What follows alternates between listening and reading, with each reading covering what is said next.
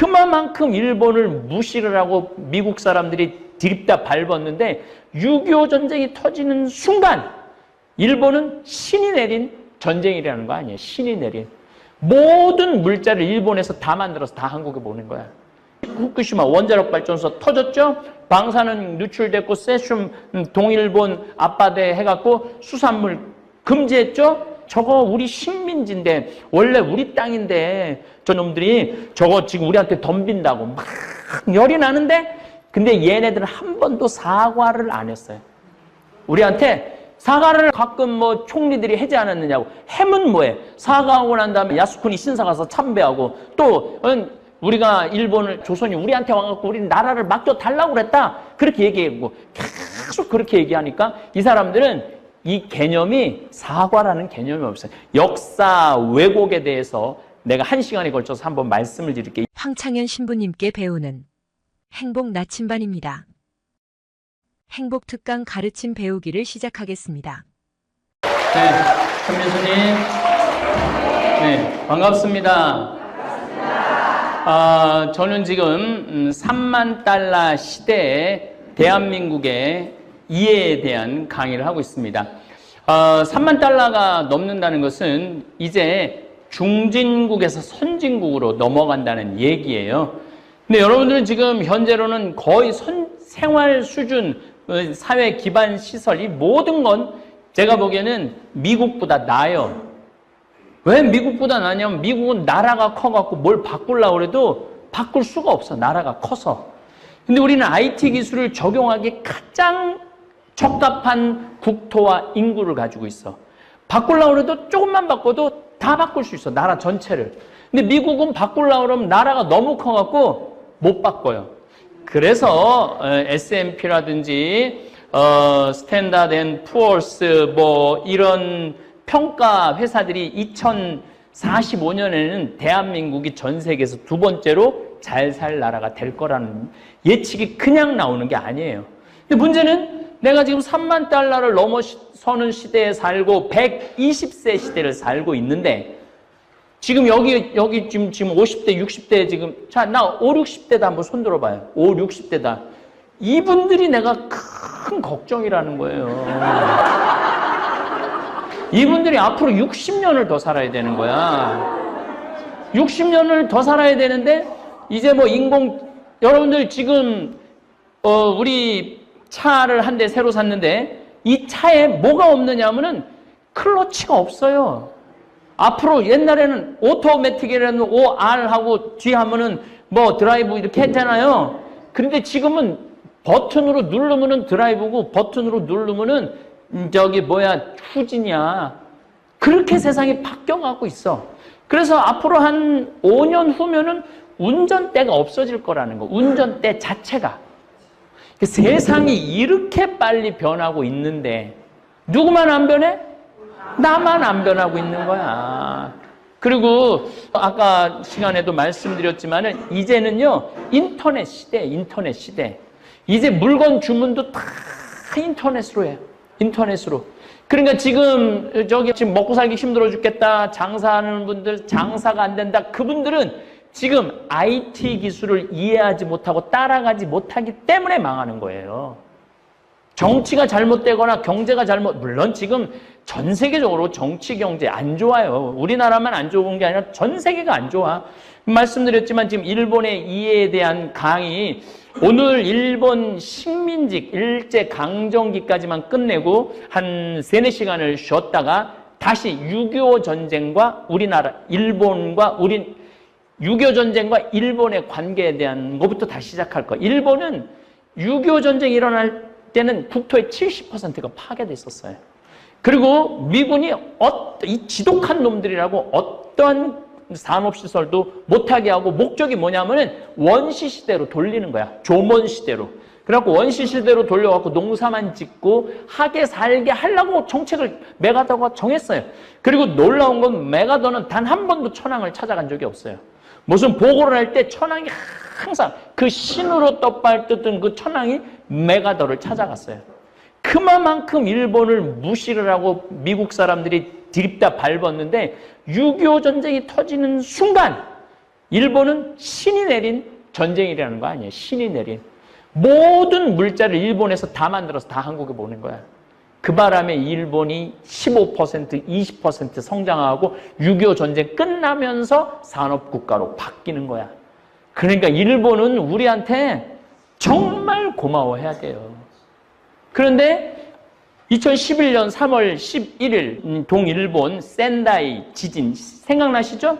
후쿠시마 지진 일어나고 후쿠시마 원자력 발전소 터졌죠? 방사능 누출됐고 세슘 동일본 앞바다에 해갖고 수산물 금지했죠? 근데 우리나라한테 니네들 우리 수산물 먹어라 해갖고 했는데 우리 안 먹겠다. 그래서 WTO에 제소를 했어. 일본 사람들이 저것들 우리 수산물 안 난다고. 근데 했는데 자기네들이 이길 줄 알았는데 우리가 이겼어. 그러니까 열이 너무너무 받는 거예요. 왜 열이 받느냐면 자기네들은 1등 국민이고 우리는 2등 국민이라고 생각을 했거든. 근데 2등 처음에 막 1910년에서 30년, 35년 사이에는요, 우리나라 국민들을 군인으로 안 썼어요. 2등 국민 인간들을 어떻게 군인으로 쓰느냐고. 막판에 이 중일전쟁, 진주만 전쟁 때 우리나라 사람들을 갖다 쓰기 시작. 급하니까.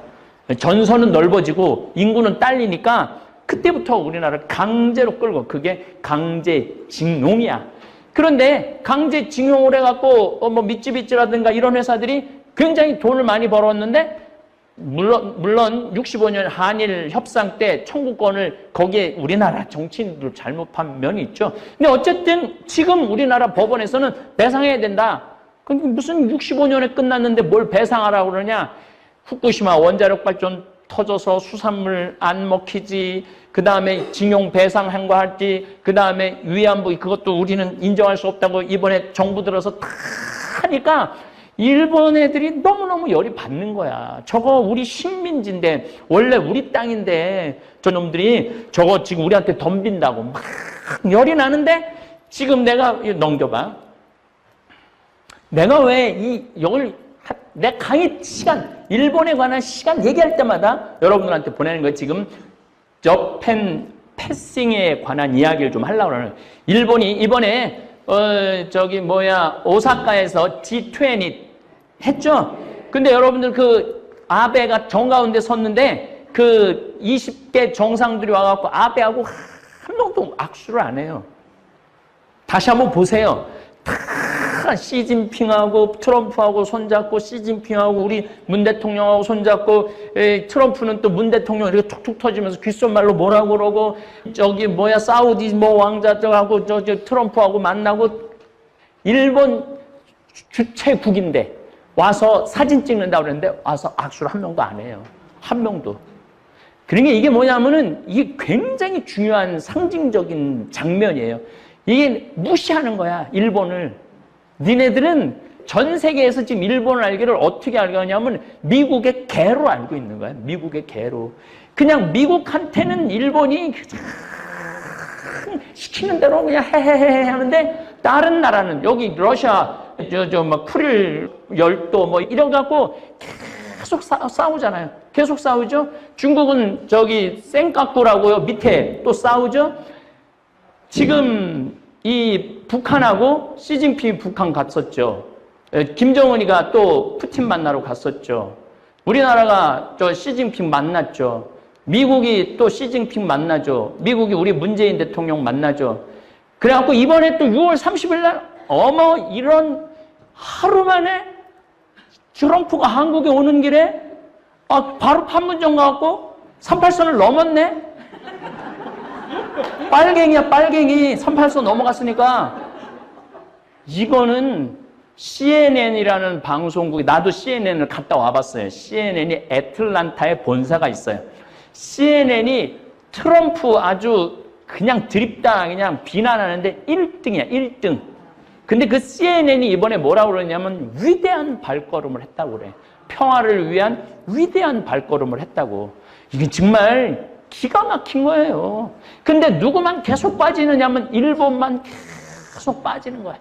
근데 일본이 지금 계속 김정은한테 조건 없는 회담을 하자. 콧방구도 안 끼잖아요.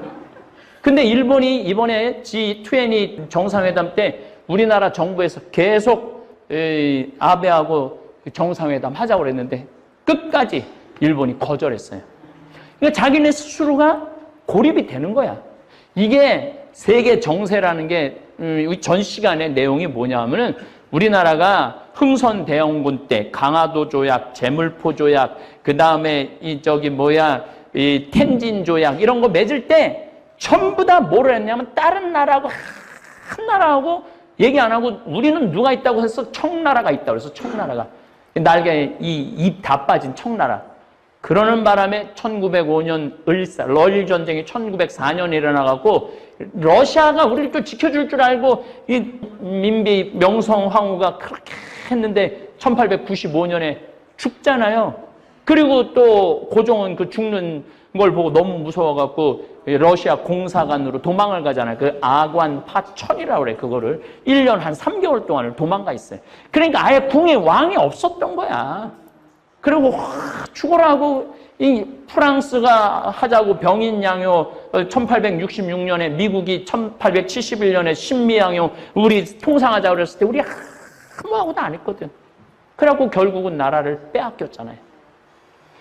그러니까 우리도 지금 지금 우리나라가 중국, 러시아, 여기 이제 인도, 또 인도네시아, 뭐 심지어는 이제는 오늘 제가 아침에 국회 아프리카 포럼 갔다 왔지만은 이제는요 아프리카가 기회의 땅이에요. 아프리카의 자원도 많고 왜 아프리카가 기회의 땅이냐면 어느 나라든 그 나라가 기회의 땅이 될 수 있는 가능성은 뭐냐면 애를 많이 낳으면은 기회의 땅이 돼요. 근데 아프리카가 애를 엄청나게 낳아요. 한 16살서부터 낳는 것 같아. 16살서부터 애를 낳는 것 같아. 엄청나.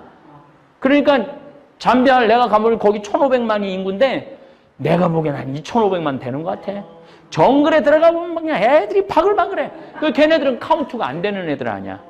근데 지금 잠비아가 뭐가 지금 교육열이 막 생기거든. 교육열이 생기고 초등학교만 나와도요 그 나라는 발전할 수 있는 가능성이 있는 나라예요. 근데 일본은 지금 완전 고용이라고 그러거든요. 실업률이 한 2.5%, 3%밖에 안 돼. 그건 완전 고용이야. 근데 왜 완전 고용이냐면 65세에 200만 명이 은퇴를 해서 나가. 그러면은 1살서부터 20살까지가 2천만 명이야. 그러니까 취직해서 나오겠다는 애들은 100만 명밖에 안 돼. 그러니까 완전 고용이 되는 거지. 경제가 좋아갖고 완전 고용이 되는 게 아니라 늙은 사람들이 많아갖고 애들이 없어갖고 완전 고용이 되는 거야. 그러니까 그 나라는 일본이라는 나라는 점점 어두워지고 있는 나라예요. 결코 밝은 나라가 아니야.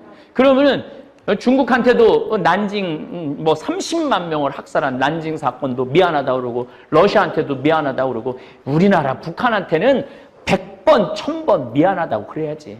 근데 얘네들은 한 번도 사과를 안 했어요. 우리한테 사과를 그래도 뭐 가끔 뭐 총리들이 하지 않았느냐고. 햄은 뭐해? 사과하고 난 다음에 다음 총리가 야스쿠니 신사 가서 참배하고 또 우리가 조선을 한 게 아니다. 조선이 우리한테 와갖고 우리 나라를 맡겨달라고 그랬다. 그렇게 얘기하고 계속 그렇게 얘기하니까 이 사람들은 이 개념이 사과라는 개념이 없어요. 역사 왜곡에 대해서 내가 1시간에 걸쳐서 한번 말씀을 드릴게요. 일본이 얼마나 그냥 이 사람들은 대부분의 국민들은 오해하고 있는 거야 그냥. 자, 이 사진을 다시 한번 보면은 자 경제 규모를 보면은 중국이 12조 달러예요. 미국이 20조 달러야. 그리고 러시아가 1조 5천억 달러예요. 지금 이제 한번 미국한테 밟히는 바람에 석유값 확 떨어뜨려갖고 밟히는 바람에 러시아가 규모가 좀 줄어들었는데 앞으로 러시아는 발전할 수 있는 가능성이 굉장히 많은 나라죠. 어쨌거나 우리는 이 세계의 강대국 속에 둘러싸여 있는 거야. 다른 나라들은 뭐 요런 나라 저런 나라들은 다 고만고만한 나라들끼리 요렇게 살아갖고 스트레스 받을 일이 별로 없어요. 그런데 우리는 딱 중국이 우리를 선택할래? 미국을 선택할래? 이게 참 어려운 거예요. 또 일본 애들이 또 우리를 선택할래? 중국을 선택할래? 참 어려운 거야. 또 러시아 애들이 북한 애들한테 러시아를 선택할래? 중국을 선택할래? 그러니까 김일성이가 우리는 아무도 선택하지 않겠다. 예. 그래갖고 뭐 김일성이 대단하죠. 그래갖고 막 중국도 욕하고 러시아도 욕하고 하여튼 싸움은 북한 애들이 내가 보기엔 전 세계에서 제일 잘 사는 말싸움이든 무슨 싸움이든 하여튼 싸움은 잘하는 호전적인 거죠. 우리나라는 지금 전 세계 정세로 본다면 미국하고 손을 잡아야 돼요. 미국하고 손을 잡고 중국하고 끈을 놓지 말고 계속 서로 이 연관성을 가져야 돼. 예. 일본은 이제는 뭐 이제 반도체 핵심 부품 3가지를 수출 규제를 한다고 그러잖아요. 걱정하지 마세요. 내가 이 말 꼭 하고 싶어서 이거 미리 넣어놓은 거야. 걱정하지 마세요. 아니 조선 말에는 나라도 뺏겼는데 그놈의 반도체 3개 안 한다고 나라 망했다고 펄쩍펄쩍 뛸 일이 뭐 있어. 그때 나라도 뺏겼는데. 그리고 걱정하지 않아야 되는 게 우리가 그 제품을 사갖고 물건을 만들면 우리 물건을 받아다가 자기네들도 물건을 만들어야 돼. 뭐 하웨이나 아이폰이나 다 우리 한국이 일본의 핵심 재료를 해서 만들면 그걸 사다가 만들어야 돼. 근데 일본에서 이 핸드폰, 스마트폰 1위가 아이폰이야. 그럼 우리가 생산 안 하면 당장에 아이폰 생산 안 하면 미국이 가만히 있겠어요? 니네들 왜 그 한국 애들 그 핵심 부품 안 팔아갖고 우리 아이폰 트럼프가 누군데? 우리 아이폰 왜 장사 못하게? 그러니까 여러분 그런 것 때문에 일희일비할 필요가 하나도 없어. 이제 우리나라가 옛날에는 일본에 한테 구한말에는 경제력이 10분의 1, 20분의 1로 떨어졌는데 지금 3분의 1이야. 한번 머리 들이밀고 까부시면 한번 붙어보자. 이제 이런 정도로 힘이 온 거야 우리가. 그러니까 여러분들 그런 거 저거 어떻게 저렇게 반도체를 못 수출. 그리고 이번에 7월 21일인가 아베가 참의원 선거가 있어요. 그럴 때마다 누구를 밟아야 되느냐면은 이제까지 아베가 계속 3번 총리를 할 수 있었던 것은 북한이 미사일을 계속 쏴줬기 때문에 그거가 뭐였던 거야. 근데 요즘 북한 애들 미사일을 안 쏘잖아요. 안 쏘니까 이게 뭔가 구구를 모아야 되는데 모을 일이 없는 거야. 뭐 남한하고 북한하고 싸워야지. 아니 뭐 아베가 뭘 좀 해먹을 텐데 아니 뭐 대통령이 트럼프가 그 북을 넘어가는데 방탄조끼도 안 입고 그냥 올라가고 이번에 미군 8군 사령부가 그랬대잖아요. 그전 정권 때는 꿈도 못 꿨다는 거예요. 왜 꿈을 못 꿨느냐면은 북한군하고 미군하고 한국군하고 섞이면은 적의 개념이 있어갖고 정말로 죽이든지 찌르든지 했을 텐데 지금은 완전히 풀어져갖고 적인지 아군인지 모른다는 거예요, 지금은. 그러니까 미사일을 안 쏘기 때문에 그런 거예요. 미사일을 쐈다면 지금 문재인 정부 들어와서 지난번에 한번 싹 쏜 거 있죠? 근데 그것도 트럼프가 뭐라 그랬어요? 그건 미사일 아니다. 다른 사람은 다 미사일이라는데 트럼프만 그 미사일 아니다. 참 재미나요. 이 국제 정세 세계 돌아가는 게 참 재미나요. 그러니까 트럼프가 미사일 아니라고 그러니까 일본 애들이 그걸 가지고 어떻게 할 수가 없는 거예요. 트럼프가 아니라는데. 아베가 트럼프한테 얼마나 하는지 잘 아시죠? 근데 나는 미사일이다 그러면은 웃길 거 아니에요. 그래 지금 선거는 있는데 어떻게 이게 좀 한국을 써먹어야 되는데 우리나라가 항상 선거할 때 북한 써먹었잖아요. 일본이 항상 선거할 때 누굴 써먹느냐면 한국을 써먹어요. 그리고 막 독도 얘기 나오고 뭐 이런저런 징용 얘기 나오고 이완분 얘기 나오고 막 이러면서 이번엔 징용 문제 때문에 반도체 핵심 부품을 팔지 않겠다는 거야. 그러면은 우리도 눈탱이 터지지만 걔네들도 눈탱이 터져요. 그리고 미국도 눈탱이 터지고 중국도 눈탱이 터져. 그러면은 결국은 최종적으로 우리가 조금 힘들어도 견디면은 일본이 당하게 돼 있어요. 그러니까 그런 거 너무 여러분들 걱정하지 마세요. 세계가 돌아가는 게 원래 그런 거야. 예, 넘겨보세요. 자, 순종 황제의 치규와 데레우치 통감. 자, 순종이 나라를 넘긴다고 그럴 때 뭐라고 그러냐면은 순종이 국권을 내가 믿고 의지하는 이웃나라 일본 황제 폐하에게 넘긴다. 국권을 내가 믿고 의지하는 이웃나라 황제 폐하에게 넘긴다. 그래, 순종이. 물론 강제로 쓴 거지. 이걸 가지고 도쿄시장이 뭐라 그래요? 지금 1985, 6년도에 도쿄 시장이 뭐라고 그러냐면은 우리가 뺏은 거 아니다. 가만히 보니까 미국은 너무 무식하고 힘이 세고 러시아도 이거 무식하고 중국도 그동안 몇백 년의 혜택을 못 받아봤는데 가장 선진한 예의 바른 국가가 일본이라 조선 사람들이 우리한테 와갖고 우리나라를 좀 맡아달라고 그런 거다. 그걸 1980년도에 도쿄 시장이 말을 해요. 그런 말을 하는 이 사람들이 무슨 사과를 해. 그러니까 제가 말씀드리죠. 한국하고 일본은 영원히 친구가 될 수 없어요. 물론 이 외교라는 거는 영원한 적도 영원한 친구도 없다 그러는데 일본은 그냥 원수야. 그렇게 생각하면 돼.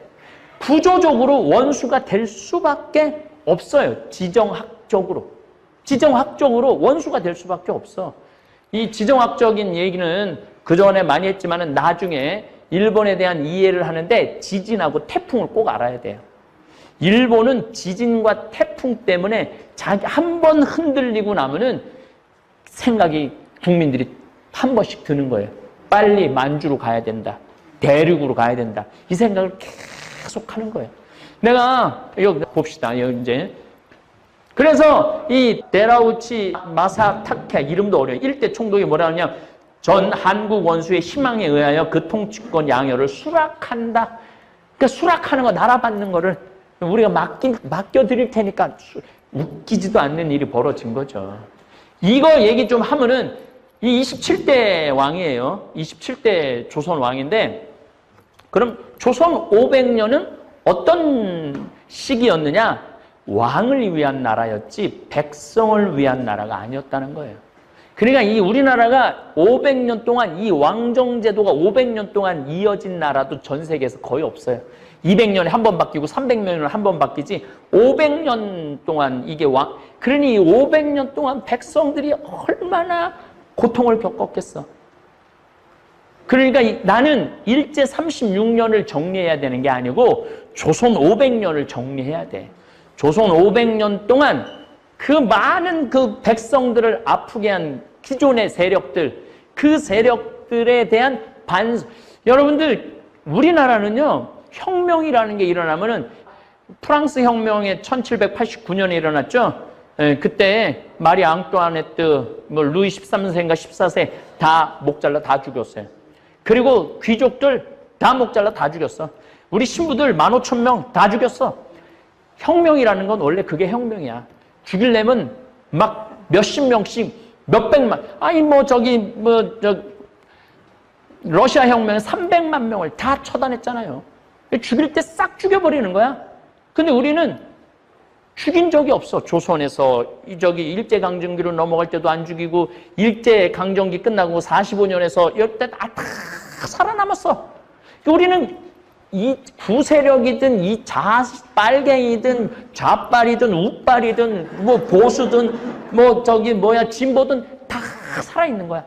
다 살아있어 갖고 지금 우리나라가 어떻게 보면 굉장히 생동적이기도 하지만은 굉장히 복잡한 이런 시스템을 갖고 있는 거예요. 뭔가 정리하고 넘어갔어야 되는데 조선 말에도 정리하지 못했고 그 다음에 일제 강점기 말도 정리하지 못하고 넘어간 거예요.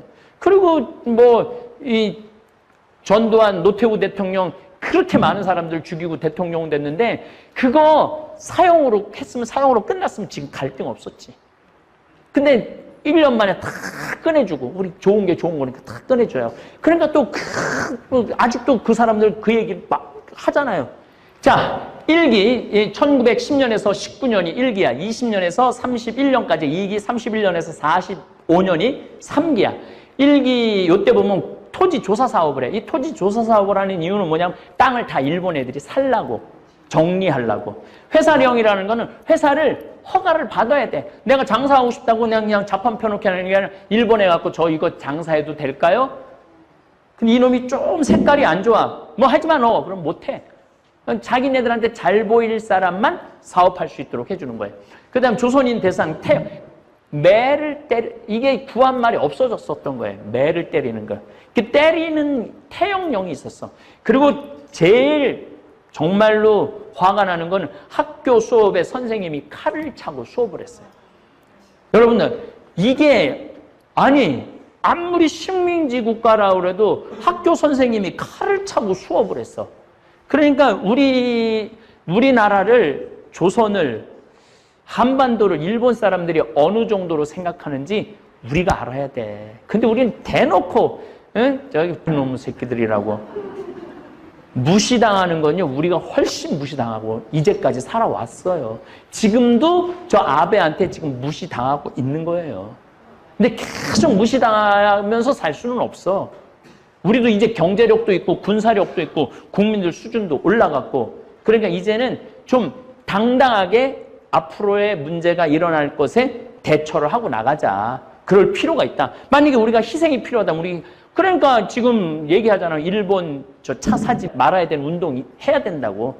뭔가 중국 애들은 지난번에 그 무슨 뭐 일본하고 그 센카쿠 열도 때문에 싸울 때 어떻게 중국 차 다 부셨어. 내가 그때 중국에 있었어요, 마침. 중국에 있었는데 하도 돌로 저기 일본 차를 부시니까 거기다가 지붕에다 써놔. 나는 일본을 싫어합니다. 그 차 위에다가 깨지 말라 이거야. 그렇게 대단했어요. 그 일본 차 불매 운동하고. 우리나라 롯데마트 사드 배치했을 때 중국 애들 우리한테 한 거 봐요. 근데 우리는 계속 사. 계속 사. 그러니까 우습게 보이는 거예요. 일본 차 타는 분들 좀 죄송하긴 한데 산 거야 어쩔 수 없지만 얘네들이 싸움을 걸어왔으니까 지금 사지 말아야 돼. 나는 그냥 진짜 오리지널로 한국 차만 이제까지 타고 다녔어, 나는. 그리고 한국 차가 좋아요. 저 차 타고 다니는데 제가 전 세계 다니면서 안 타고 다닌 차가 뭐가 있었겠어요. 롤스로이스부터 정말로 벤츠 좋다는 거 다 타봤는데 정말 우리나라 차 현대든 기아든 요즘 이렇게 내가 우리 지금 팰리세이드라는 걸 타고 다니는데 좋아. 정말 좋아. 차 정말 잘 만들었어. 5천만 원인데 얼마나 좋아. 5천만 원이 그렇게 잘 나와서 차가. 그러니까 좀 우리 국민들도 그런 의식을 가지고 계속 일본 제품 사지 말라는 게 아니야. 오늘부터 딱 참의원 선거 한 21일까지 한 대도 사지 말아야 돼. 그래야지 무서운 줄 알지. 그래야지. 국민들이 이렇게 깨어 있어야 된다는 거예요. 네, 넘겨봐요. 자, 이기에는 20년에서 이제 이게 뭐냐면은 1919년 3.1운동 일어나고 난 다음부터 깜짝 놀랐어요. 저 개 돼지인 줄 알았더니, 이거 하는데 막 대한민국 만세하는데 전국에서 들고 일어나갖고 이게 그러니까 무혈로 하는 거야. 그래갖고, 이거 문화 통치로 바꿔야 되겠다. 눌러서 될 일이 아니구나. 이 조선 사람들은 누르면 이게 들고 일어나는구나. 그런데 이때 산미 증식 계획을 해. 이게 쌀 더 많이 하고, 우리나라가 36년 동안 일본한테 뺏긴 쌀 생각을 하면은요, 정말로 내가 복장이 터져요. 그 쌀로 만주 사변 일으키고 중일 전쟁하고 그 다음에 동남아시아 다 먹고 우리 쌀로. 이게 누가 이 계획을 세웠냐면 요시다 쇼인이라는 사람이 이 계획을 26살에 세워요. 요시다 쇼인은 내가 전주에 강의했어. 그 전주 걸 이거 듣고 전주 걸 들어봐. 뭐라고 그러냐면은 우리가 러시아하고 프랑스하고 미국하고 통상을 1854년에 열거든요. 이 나라를. 그러니까 우리는 1871년에도 안 열었는데 얘네들은 30년 전에 나라를 열어. 나라를 열면서 교육을 시작을 해요. 근데 교육을 하면서 자꾸 은을 뺏겨. 그러니까 요시다 쇼인이 뭐라고 그러냐면 정한론을 펼쳐요. 조선을 침략을 해서 조선을 인질로, 곡물로, 조선 사람을 인질로, 조선에 나오는 쌀을 곡물로 해서 만주를 침략하고 리순이라고 이 압록강에 이렇게 하면 쭉 압록강 위에 조금 나온 반도 있죠. 리순을 침략을 하고 그 다음에 중국 본토를 먹어야 된다. 첫 번째가 한반도 조선을 먹는 게 요시다 쇼인의 정한론이야. 이걸 그대로 하는 거예요. 그래갖고 쌀 계획해갖고 계속 빼. 그래서 이제 군산이 나오죠. 헌병 보통 경찰인데 똑같은 헌병이 하는 짓을 똑같이 하죠. 언론 출판에 요게 참 내가 글 쓰는 사람이라 그러는데 요거를 살짝 풀어주면서 이 글 쓰는 사람들을 전부 뭘로 만드냐면 친일파로 다 만들어버려요. 그래서 나중에는 막 얼마나 기가 막히냐면은 이 황국군에 입대하는 거는 영예로운 거고, 그리고 뭐 하나 21살짜리가 죽으면서 천황폐에 만세 그리고 죽었다고 그러는 걸 영웅으로 만들어줘. 작가들이. 이 친일파 작가가 요때 나오기 시작해. 요때. 그 다음에 회사령 허가제에서 신고제로 바꿔주죠. 네. 요거 잠깐 도표 좀 볼까요? 도표. 자, 쌀 생산량이 우리가 계속 많이 늘었는데 이 쌀 일본 반출량을 보세요. 1750, 4700, 5000, 7000까지 뺏어가는 거예요. 마지막에는 다 뺏어갔어요. 요건 지금 2기를 보여줘서 그렇지만, 네, 넘겨보세요.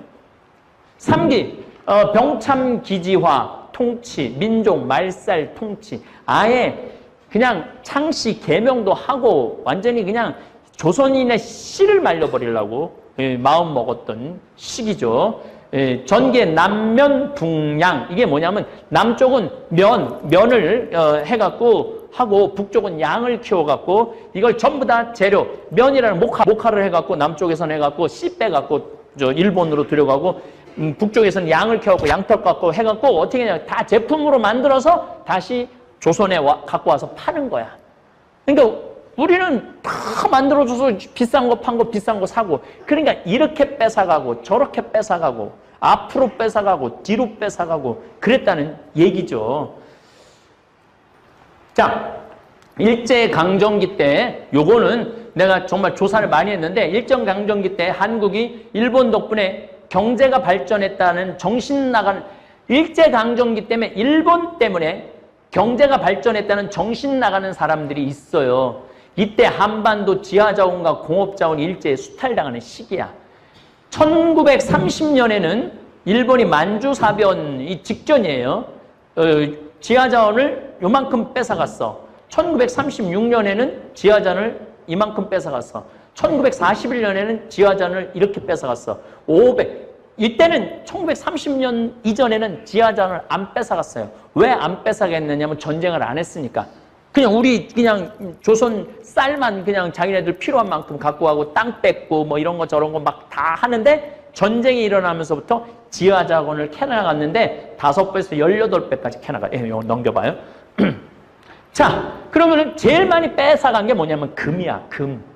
금, 우리나라가 필리핀하고 요 시대에 금이 전 세계에서 가장 많이 나가요. 그럼 왜 금을 뺏어 나갔느냐? 일본이 중국 침략을 위해서 필요한 석유와 공업기계 등을 사는데 금이 필요했어. 중국을 침략하려고 그러면은 뭐 석유도 사와야 되고 기계도 사와야 되고 이러는데 뭘로 사와야 돼? 아니 뭐 엔화 주면 걔네들이 해요. 금을 줘야지 사지. 넘겨봐요. 그래서 일제강점기 때 일본 덕분에 경제가 발전했던, 이거 내가 계속 넣었어. 아주 훌륭해. 우리 싹 뺏어갔어. 일본이 무슨 우리나라 경제 발전을 해. 일본은 금광업뿐만 아니라 철, 석탄, 중석, 흑연, 마그네사이트, 이 중석은 텅스텐이에요. 마그네사이트는 이게 전쟁 무기에 쓰는 핵심 기술이야. 핵심 제품이야. 그래서 엄청나게 빼가죠. 이게 이 숫자가 안 나왔네. 여기 숫자가 나오거든? 근데 이거 지워졌어, 왜? 네, 넘겨봐요. 자, 일제강점기 때, 광공업이 발달한 이유는, 일제강점기 때 광공업이 발달을 했다고 그랬는데, 조선 사람을 위해서 발전한 것이 아니라, 한반도가 일본이 중국을 침략하고 미국과 전쟁을 하기 위해서 지하자원을 수탈해가는 병참 기지였기 때문에 광공업이 발달한 거예요. 달래 발달한 게 아니고. 그러니까 일본 사람들이 한국에 와서 경제를 발전시켜줬다? 보통 일본 사람들이 1930년대부터 우리나라에서 1년을 금을 20톤씩 빼갔어요. 제일 많이 빼갔을 때는 30톤. 30톤. 그럼 30톤이면은 30억 달러 어치를 뺏어간 거야. 그래갖고 일제강점기 때 뺏어간 거 보니까 300억 달러치를 갖고 간 거야. 300억 달러치를. 그런데 우리는 1965년 한일협정 때 무상지원 3억, 유상지원 5억 달러, 5억 달러를 받은 거예요. 36년 동안 그렇게 많이 뺏겨가고도 5억 달러를 받고, 물론 그때 돈가치하고 지금 돈가치, 지금 이 금은 지금 돈가치로 계산한 거지만 나는 돈으로 이게 계산할 문제가 아니야. 36년 동안 이 한반도 땅을 다 파갔다고 생각하면 돼. 다 파갔다고. 그러니까 일본은 다 파가갖고 전쟁 일으켰지, 미국하고도 했지, 만주 먹었지, 인도네시아 먹었지, 뭐 다 먹었잖아. 괌, 사이판 먹었지. 다 먹어. 우리 때문에. 근데 얘네들은 지금도 어떤 생각을 하느냐면은 귀에만, 요 남한하고 북한하고 합치면은 먹기 힘들잖아요. 그래서 지금 아베가 왜 패싱이 당하는 줄 아세요? 미국한테도 패싱이 당하고 러시아한테도 패싱이 당하고 중국한테도 패싱이 당하는 이유가 왜 패싱이 당하느냐면은 남한하고 북한하고 통일하는 걸 가장 싫어하는 나라가 일본이에요. 남한하고 북한하고 통일이 되면은 내가 보기엔 경제력이 거의 지금은 3대 1인데 2대 1 내지는 거의 같아질 수도 있어요. 1대 1이 될 가능성도 굉장히 높아요. 그러면은 난 정말로 그때는 내가 하고 싶은 얘기가 너무너무 많지. 많은 분들이 신부님 어떻게 그렇게 일본에 대해서 많이 알고, 내가 신학교 다닐 때 일본의 그 강점기 때 500페이지짜리 그런 거를 한 2권을 딸딸딸딸 외운 적이 있어요. 하도 억울하고 분해갖고 일본에 대해서 얼마나 우리가 많은, 우리 민족들이 많은 착취를 당하고 고통을 겪었는지. 근데 국민들이 모르는 거야. 국민들이. 일본을 무조건 미워하지 말고 알고 미워하라는 거. 알고. 그래야지 뭔가 일본하고의 관계에 있었을 때 대처할 수가 있는 거죠. 예. 일제강점, 식량과 원료 그리고 노동력을 강제로 동원을 해요. 쌀을 강제로 공출하고 집이 가지고 있는 녹그릇. 마지막에 1943년도, 44년도 전쟁 마지막에는 숟가락까지 다 갖고 갔다는 거예요. 그래서 우리 어머니 또 내가 그때 숟가락까지 총알 만들 수 있는 건 다 갖고 간 거야. 총알 만들 수 있는 거는. 그래서 그때 할머니들 물어봐. 다 집에서 뭘로 밥 먹어? 나무 숟가락으로 밥 먹었대. 나무 숟가락, 나무 젓가락으로. 우리 그 좋은 유기, 방자. 내가 우리 문경에 그 기증한 우리 그 할아버지가 이봉주 인간문화재 77호 방자 장인이거든요. 예. 그 좋은 걸 다 뺏긴 거야. 일본한테. 그때 녹그릇, 뭐 창살까지 다 뜯어갔다니까. 철 이런 거까지. 그래서 강제 징집으로 동원해서 일본 군수공장이나 싸움터로 내보낸 거죠. 예. 산림자원 약탈. 일본, 우리가 이 두만강하고 압록강. 나도 이 두만강, 압록강 두 군데를 다 갔다 왔는데 거기가 절대 천연림이에요. 그러니까 그 사진을 보면 막 어마어마한 것들, 잣나무들 싹 다 잘라간 거야. 만주 건설한다고 다 잘라고, 일본으로 다 잘라고. 여기 오대산에 잣나무 어마어마한 것들 많잖아요. 전나무 이것도 다 잘라갔어요. 다 잘라. 여기 강원도 태백 요 지역에 있는 것도 여기서 뗏목을 만들어갖고 한강까지 떠내려보내갖고 한강에서 거기서 싣고 일본으로 다 갔다는 거예요. 그 어마어마한 이 임업 자원들을. 그러니까 이거는 돈으로, 그러니까 여기 잘라간 나무로 연간 64% 흑자를 내면서 조선 총독부의 재정을 확보하는데 우리나라 북부 지역에 숲이 희생이 된 거죠. 나무 잘라갔지, 땅 파갖고 금캐갔지, 사람 끌어갔지. 이거는요, 사과를 해도요, 1000년 만년 해도 다 못하는 거야. 우리가 요구할 수 있어요. 너희도 우리한테 잘못했다. 다시는 같은 민족끼리 이 같은 옆에 사는 나라끼리 그렇게 해서는 안 된다. 너희들 국민들한테, 학생들한테 교육해야 된다. 이렇게 우리가 요구해야 돼. 지금 독도는 우리 땅이라고 지금 가르치고 있잖아요. 애들한테, 초등학생들한테, 일본 초등학생들한테. 이게 섬나라를 우리가 이해를 해야 돼. 섬나라 사람들은요, 자기네들 섬 밖에 있는 거는, 섬 안에 있는 건 귀중하다고 여기고 섬 밖에 있는 거는 아무것도 아니라고 생각을 해요. 그러니까 얘네들은 부끄러움을 모르는 민족이에요. 부끄러움이 없는 민족이에요. 그 섬나라를 이해를 할 필요가 있어요. 예. 그 다음에 일제강점 살림 5억 제곱미터. 예, 나무 베기만 하고 심지 않았던 조선 총독부 무책임한 한양이 주산으로 여기는 백악산마저 붉은 민둥산으로 만들죠. 그때 실어나간 나무가 50조 원어치 실어나갔다는 거예요. 달러로 500억 달러. 아까 금은 300억 달러 얘기했죠. 그러니까 그런 거 합치면은 조 달러가 훨씬 넘게 갖고 간 거야. 조 달러. 조 달러가 넘게 갖고 간 거야. 우리가 그런 거를 알아야 되는 거예요. 내가 이제 청국장, 이제 다음 강의는 청국장에 대한 강의를 할 거예요. 청국장이 굉장히 중요해요. 우리나라가, 만주하고 우리나라가 콩 원산지예요. 유럽으로 넘어간 건 콩이 19세기야. 그 다음에 남미, 미국, 호주로 간 건 20세기야. 그래, 두만강이 왜 두만강이냐면은 콩두자에 찰만자야. 그래서 두만강이야. 그렇게 우리가 콩이 많았던 민족이야. 그러니까 이 콩이라는 게 우리가 근데 콩 자급률이 지금 우리나라가 지금 5%, 10%밖에 안 되잖아요. 다 중국하고 미국하고 호주에서 수입해 오잖아요. 이 콩이 우리 민족한테는 딱 맞는 거야. 이 콩이 최고 좋은 게 내가 그래서 얘기하는 게 청국장이 그냥 청국장이 아니야.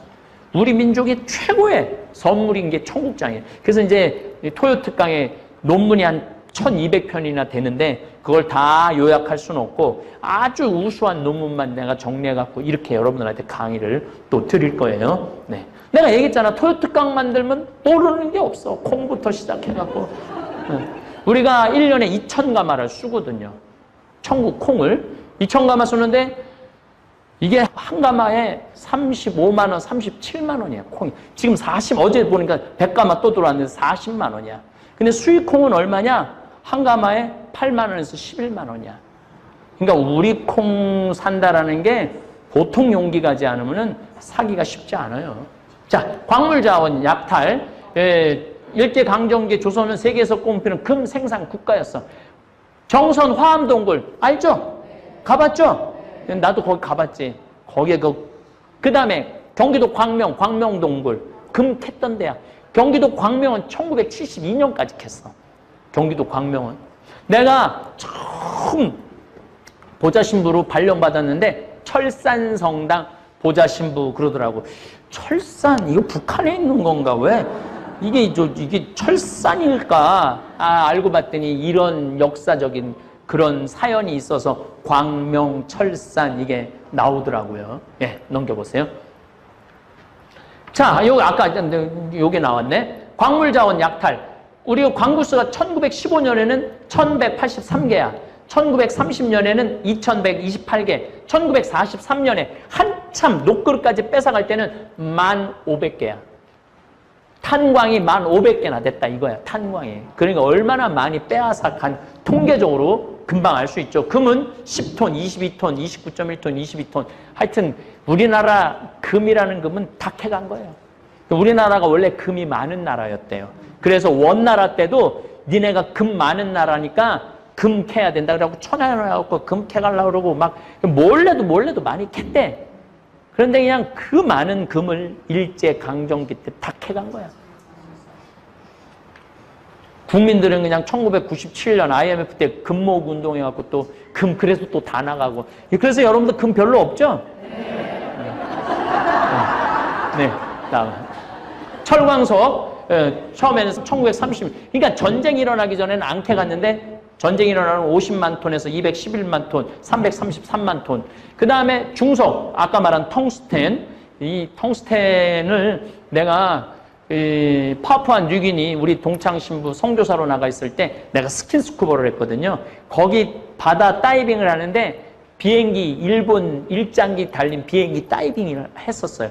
근데 기관포가 있는데 몇 년이 지난 거야? 1943년, 44년에 그게 떨어졌다고 보면은 70년이 지났는데도 그 물속에 70년에 반짝반짝 그 기관총 포신이 반짝반짝 하얗게 빛나는 거야. 이거 다 우리 거 뺏어가갖고 다 만드는 거야. 1930년 11톤, 4,200톤, 8,300톤 전쟁통이. 그러니까 요시다 쇼인이 이 정한론, 대동아 공용권 이걸 다 얘기한 거예요. 대동아 공용권은 뭐냐면 조선을 침략을 해서 조선을 인질로 삼고 곡물로 삼아서 대동아를 다 일본이 정복한다. 그리고 지금도 일본 아이들은 중일 전쟁을 중일 전쟁이라고 표현하지 않아요. 중국 진출이라고 가르쳐요. 교과서에. 전쟁이라는 표현을 안 써요. 그냥 우리가 중국 진출했다고 그러는 거야. 그러니까 우리는 진출했구나. 얘네는 그러니까 전쟁의 개념이 없는 거야. 그리고 역사 왜곡했으니까 순종이 우리나라 여기 일본한테 우리 통치를 맡긴다고. 내가 너희들 우리한테 바치니까 내가 허락하노라. 그러니까 뺏은 거 아니야. 조선 애들이 우리한테 갖다 바친 거야, 나라를. 그렇게 배우고 있다니까요, 지금 일본 애들이. 그러니까 그런데 어떻게 사과를 해? 사과가 되겠어요? 쟤네들 우리한테 나라 갖다 맡겼는데 왜 우리가 사과를 해야 돼? 당연하게 그렇게 나올 수밖에 없는 거예요. 네. 그 다음에 무연탄도 엄청, 가해가 47만 톤, 453만 톤, 그 외에도 흑연, 토상연, 마그네사이트, 아까 전쟁용에 쓰는 거, 유연탄도 어마어마하게 캐가죠. 예. 8천억. 뭐 이런 거, 저런 거 따져보면 내가 말했죠. 조달러가 훨씬 넘는다고. 예. 넘겨보세요. 이제는 이거 내가 여기 하지 않은 게 물고기 그거를 어마어마하게 물고기도 잡아가요. 근데 그거는 이제는 하다 못해 사람 뺏어가는 거야. 모집하고 관에서 뺏어가고 알선해갖고 꼬셔갖고 돈 얼마 줄 테니까 더 가자 그러고 그 다음에 징용 근로보국대 이게 연인원 700만 명을 동원해가요. 자원병, 학도병, 징병은 이제 마지막에 이제 안 되니까 어떻게 징용을 학도병도 이제 황국 시민이 우리는 맨날 2등 시민이라고 그러는데 네가 군대 가면 황국 1등 국민 된다고 꼬셔갖고 그냥 18살, 17살 이런 애들이 막 가고 그런 거죠. 결국은 나라를 빼앗겼기 때문에 이런 정말로 복장 터지는 일들을 우리 국민들, 민족끼리 한 거죠. 그 다음에 군속, 군부, 일본군 성노예가 총 20만 명이었는데 대만, 중국, 하다못해 저쪽 말레이시아 다 했는데 우리나라가 20만 명 중에 우리나라가 10만 명이 있었어요. 2분의 1이 우리나라, 이제 할머니들 몇 안 남았다고 그랬잖아요. 열 몇 명. 자, 우리나라 사람들, 우리나라 정치하는 사람들, 일본 사람들 욕할 거 아니야. 우리가 반성해야 되는 거야. 우리가 지켜내지 못한 우리의 대한민국의 여인들이에요. 내가 이 얘기를 또 언제 하느냐 하면 임진왜란 때 일본 애들 와갖고 줘서 다 짓밟은 거야, 여자들.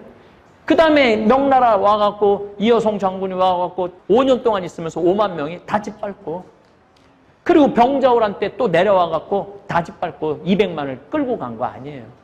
그러니까 우리나라 여인들을 지키지 그래서 내가 대한민국 남자들은 여자들한테 찍소리 하지 말고 시키는 대로 살아야 돼요. 지켜내야지. 네, 넘겨보세요. 자, 그러면 우리가 간 게 어디야? 여기 난징, 그 다음에 만주, 사할린, 이렇게 다 끌려간 거예요. 끌려가고 전쟁하고 또 총알 가서 날라주고 참호하고 이렇게 희생을 당한 거예요.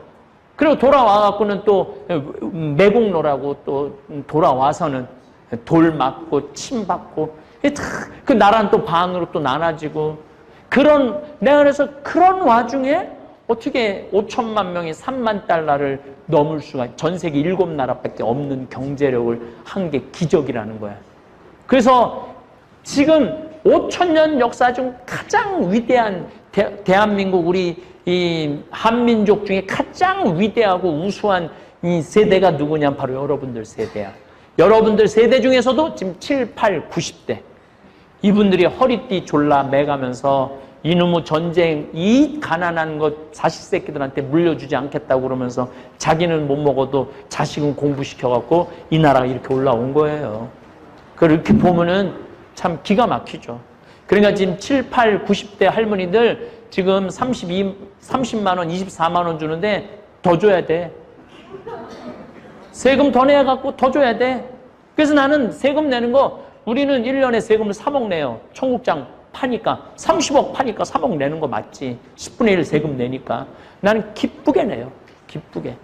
왜냐하면 세금을 내야지 그 세금 갖고 할머니, 할아버지들한테 돈 드릴 거 아니야. 지금 우리나라 지금 저 대기업에 있는 사람들 정부에서 내라는 세금 그것만 다 내도 우리 할머니, 할아버지들 한 달에 50만 원씩 줄 수 있어요. 주고도 남지. 그 기본적인 거를 안 가르치는 거야. 그 기본적인 걸. 강제동원을 보면은 일본 전쟁 지역 동원 노동자가 139만 명, 일본으로 간 동원자가 70만 명, 군인 군속으로 전쟁터로 여기에 이제 그 복잡한 뭐 백선엽 그다음에 박정희 다 여기 소속인 거예요. 그래갖고 이 갈등이 지금까지도 있는 거예요. 일본 성노예고 10만 있는 거죠. 예. 곡식 이게 이제 군산이 나와. 군산이 느닷없이 발전하고 지금 이제 군산이 참 이 군산 생각하면은 마음이 복잡해요. 왜냐하면 일제강점기 때 호남 지방의 식량을 다 뺏어가느냐고 군산이 커졌어. 그리고 이제 빠져나가는 바람에 군산이 망하고 지금 무슨 차 공장이 있는데 그것도 안 돼갖고 내가 군산 쪽 강의 갈 때마다 내가 꼭 목욕탕을 가잖아요. 1시간 전에, 2시간 전에 도착해갖고 목욕탕 내비게이션 하면은 문 연 목욕탕이 없어. 다 문 닫아갖고 창문 다 깨지고. 곧 한 4, 5년 전부터 그랬어요, 벌써. 그러니까 이제는 그거 시대를 못 읽는 거지, 군산도. 군산도 변해야 되는데. 어쨌든 1899년 일제강점기 호남평야에 기름진 쌀을 노린 일본군에 의해 군산항이 개항이 돼요. 우리나라 최초로 포장 도로가 2차선이 돼요. 전주에서 군산까지. 이 다 일본으로 쌀 보내려고 기차 낸 것도 일본에 쌀 낸 거, 군산항 연 것도 일본으로 쌀 낸 거 발전시킨 게 아니야. 전부 다 일본으로 수탈해가고 약탈해가기 위해서 만드는 도시들이죠. 1909년 조선의 쌀 30%가 군산항을 통해서 일본으로 가요. 그런데 내가 이 자료를 보면서 1940년대 후반에 그 할아버지들 그때는 거의 4분의 3을 갖고 갔다는 거예요. 마지막 전쟁통에는 4분의 3을. 25%만, 그러니까 숨만 쉬게 하고 농사만 짓게 하고 나머지 다 뺏어간 거예요. 네. 토지조사사, 일제가 빼앗은 땅은 일본인들의 10분의 1 가격으로 팔어. 그러니까 딱 토지조사해갖고 뭐 황무지 이런 것들을 일본에 뭐 자리 못 잡고 있는 사람 너 와라. 땅값 10분의 1에 다 팔 테니까. 그래갖고 이제 대지주들이 200만 석, 뭐 300만 석 이런 대농장이 일본이 생기죠. 메가리공이라고 쌀 이렇게 한 섬, 두 섬 그러잖아요. 한 섬 해갖고 이거 하는 걸 메가리공이라고 그래. 미선공은 좋은 쌀, 선별하는 여자, 이건 남자, 이건 여자. 예. 자, 일제가 빼앗은 땅은 일본인에게 10분의 1 가격에 팔죠. 예. 군포, 부산, 인천, 진남포, 목포 다 쌀뿐만 아니라 목화, 송이, 무게를 주기 씨를 빼갖고 완제품으로 목화 보내면은 또 그거 만들어갖고 우리가 사고 또 그랬던 거죠. 예. 물론 사실은 우리가 텔레비전을 보면은 막 독립군, 독립투사, 뭐 고문 받는 거, 뭐 그런 거 많아요. 물론 제가 그런 이야기를 할 수도 있지만은 이걸 먼저 알고 왜 이 사람들이 독립운동을 하고 그 고통을 당하고 그 다음에 알아야 돼. 이렇게 우리가 경제적으로, 민족적으로, 문화적으로 다 착취당한 게 근데 이제 히로시마에 원자폭탄이 터지는 바람. 자기네들 30만 명 그때 죽었다고 그러는데 우리 조선인이 그중에 10만 명, 16만 명 그 정도 죽었어요. 엄청나게 죽었어요. 우리 조선 사람들이. 근데 그거는 싹 빼. 그건 또 나중에 내가 환경 강의할 때 귀에 있으면은 원자폭탄이 얼마나 무서운 건지. 그러니까 북한에 핵이 있으면 안 되죠. 북한에 핵이 있으면 안 돼요. 어쨌거나 여러분들 제 이 토요 특강을 이렇게 1편부터 지금 25편인가까지 지금 있어요. 쭉 보세요. 쭉 보시면서 이렇게 하면은 좀 3만 달러에 대해서 이해가 좀 되겠구나 이런 도움을 많이 받으실 거예요. 공부를 해야 돼요. 우리는 60년을 더 살아야 되기 때문에 공부를 해야 돼. 그냥 내일 모레 죽을 거면 공부 안 해도 되지. 근데 앞으로 지금 오늘 맨 새댁이야. 그러니까 요즘 내가 나 참 걱정이 너무 많아 여러분들에 대해서. 나는 교회가 먹여주고 재워주고 뭐 덜 외로워. 난 잠비아 일도 있고 뭐 또 뭐 지금 뭐 또 이제 남수단도 뭐 하자고 그래갖고 바쁜데 여러분들은 그냥 60년 동안 아무것도 안 하고 나 나중에 하려고 그러시지 말고 조금 인생을 좀 적극적으로 계획적으로 뭐 문경도 가고 멕시코도 가고 이스라엘도 가고 아프리카도 신부님 한번 그러고 아프리카가 도대체 뭔가 한번 갔다 오면은 세상을 바라보는 눈이 많이 바뀔 것입니다. 감사합니다. 역사를 잊은 민족에게 미래는 없다는 말은 스페인의 철학자 조지 산타야나가 한 유명한 경고에서 비롯된 것입니다.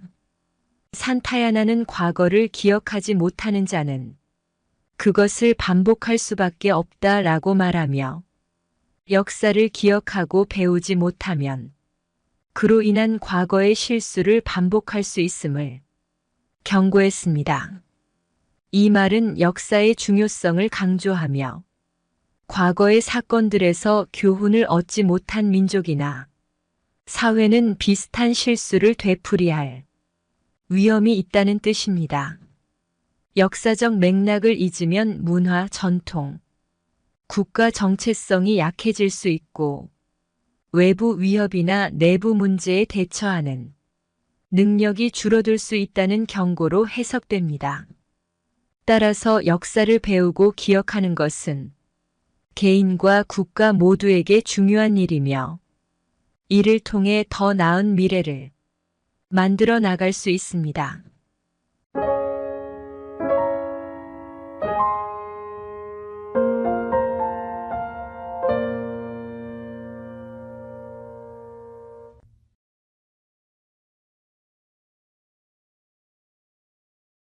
누가 나 욕할 때 막 분노할 필요 없어요. 왜냐하면 인간이라는 것 자체가 생겨먹은 것 자체가 그렇게 평화롭게 살기가 쉽지가 않아요. 이 욕을 먹어가면서까지 사람이 내가 이런 욕을 먹고 내 차라리 때려치고 내가 왜 이 욕을 먹어? 분노가 일어나고 미움이 일어나요. 내가 정말 착하게 살았는데 나 욕하는 사람 있으면 나한테 나쁜 소문 내는 사람 어때요? 그런 사람들하고 싸우면 화는 내면 낼수록 해결이 돼요? 일이 더 커져요? 여러분들 인생 살아오면서 정말로 누구한테도 얘기하기 부끄러운 죄들이 있으시죠? 나 같은 죄인도 과연 용서받을 수 있을까? 우리 나약한 인간, 쓰러질 수밖에 없는 인간 용서받을 수 있어요.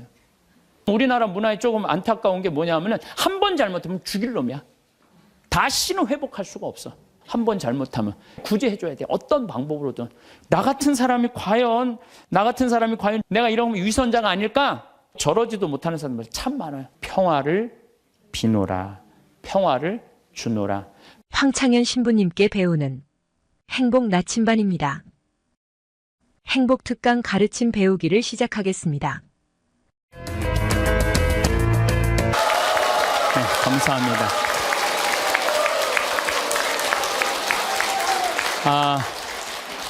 기도하고 시작하도록 하겠습니다. 성부와 성자와 성령의 이름으로 예수님, 당신은 99마리 양보다는 길 잃은 양 한 마리를 찾아 떠나시는 착한 목자이십니다. 우리 인간이 살다 보면은 인간의 나약함 때문에 길을 잃는 경우가 있습니다. 그럴 때 항상 당신이 나를 애타게 찾고 있다는 사실 우리 잊지 않도록 정말 우리 마음 안에 성령의 기운 불어넣어 주소서. 영광이 성부와 성자와 성령께 성부와 성자와 성령의 이름으로 아멘. 참 예수님. 네. 우리 인간은 나약하기 때문에 이 세상 살면서 죄를 지을 수밖에 없어요. 그런데 죄는 나로부터 시작되는 죄가 있어요. 나로부터 시작되는 죄. 게으름, 시기심, 그 다음에 또 욕심, 그리고 잘못된 판단. 그런데 이런 미움, 이런 것들은 다 나로부터 나오는 죄인데 바깥으로부터 오는 죄가 있어요. 내가 욕 먹을 때 여러분들 화 나요, 안 나요? 멀쩡한데 욕 먹을 때 화가 참 많이 나는 것 같아요. 우리 인생 살아가면서 욕 안 먹을 수 있는 사람 있을까요? 내가 정말 좋은 일에, 내가 하느님 일에, 하느님 일하면 일할수록 욕 더 많이 먹어요. 하느님 일. 저는 욕 먹을 것 같아요, 안 먹을 것 같아요? 많이 먹어요. 많이 먹어요. 아니 뭐 하다못해 대통령은 욕 먹어요, 안 먹어요? 욕 먹어요. 우리가 인생 살아가면서 누가 나 욕할 때 막 분노할 필요 없어요. 왜냐하면 인간이라는 것 자체가, 생겨먹은 것 자체가 그렇게 평화롭게 살기가 쉽지가 않아요. 제일 좋은 거는 산속에 들어가서 혼자 살면 욕 안 먹죠. 제일 좋은 방법은 그거예요. 사실 저는 지금 여기 산속에서 사는 거나 거의 마찬가지예요. 그래서 저는 사실은 본당 신부님들보다 훨씬 나아요. 본당 신부는 그냥 교우들하고 하면서 욕을 얼마나 많이 먹겠어요. 에? 진짜 많이 먹을 거예요. 본당 신부님들은 아무리 잘해도, 잘하는 것도 어떨 때 보면 때로는 욕먹는 다 거리가 돼요. 근데 본당 신부님들은 또 이렇게 있다 보면은 교우들이랑 좋은 사람도 있지만 교우 마음에 안 드는 사람도 있잖아요. 마음에 안 드는, 싫든 좋든 자기 5년 동안, 임기 동안 마음에 안 드는 사람 봐야 되잖아요. 얼마나 또 괴로운 일이에요. 근데 나는 여러분들이 아무리 마음에 안 들어도 여러분들 오늘 왔다가 오늘 가. 이게 얼마나 행복한지 몰라요. 얼마나 행복한지 몰라요. 어쨌든 마음에 안 들어도 가, 오늘. 네. 그리고 뭐 길어야 2박 3일 정도 있다가 가시는 거잖아요. 그래서 저는 개인적으로 참 마리아처럼 좋은 몫을 택한 것 같아요. 예. 사실 본당시민에서 참 힘든 것 같아요. 그리고 적어도 여기 생태마을을 이 멀리 강원도까지, 뭐 부산에서, 저 광주에서, 대구에서, 서울에서 오신 분들은 적어도 여기 오고 싶은 의지가 있는 분들이 오는 거 아니에요. 오기 싫으면 안 올 거 아니야, 안 올 거. 그러니까 적어도 오고 싶은 의지가 있는 분들이 오기 때문에 나를 바라보는 눈이 하트야. 하트야. 그러니까 나는 행복한 거죠. 근데 인간이 살면서 욕 안 먹을 수가 없어요. 욕하면 또 예수님 생각 안 할 수가 없어요. 욕 제일 많이 먹은 분이 예수님이에요, 예수님. 예수님 참 욕 많이 드셨어요. 그 예수님은 모두에게 사랑받았을 거라고 생각하면 여러분들 오해입니다. 수많은 사람이 예수님에게 돌을 집어 던지려고 했어요. 또 마귀랑 친구라고 비난까지 했어요. 여러분들 대놓고 넌 마귀 새끼야 이렇게 말하면 여러분들 기분 좋을 것 같아요, 안 좋을 것 같아요? 듣는 말 중에 가장 기분 나쁜 말이 바로 그런 말이에요. 넌 마귀 새끼 같아, 어떻게? 아니 넌 마귀 새끼하고 친구냐? 근데 예수님은 마귀하고 베엘제불의 힘을 빌려갖고 마귀 쫓아낸다고 그러잖아요.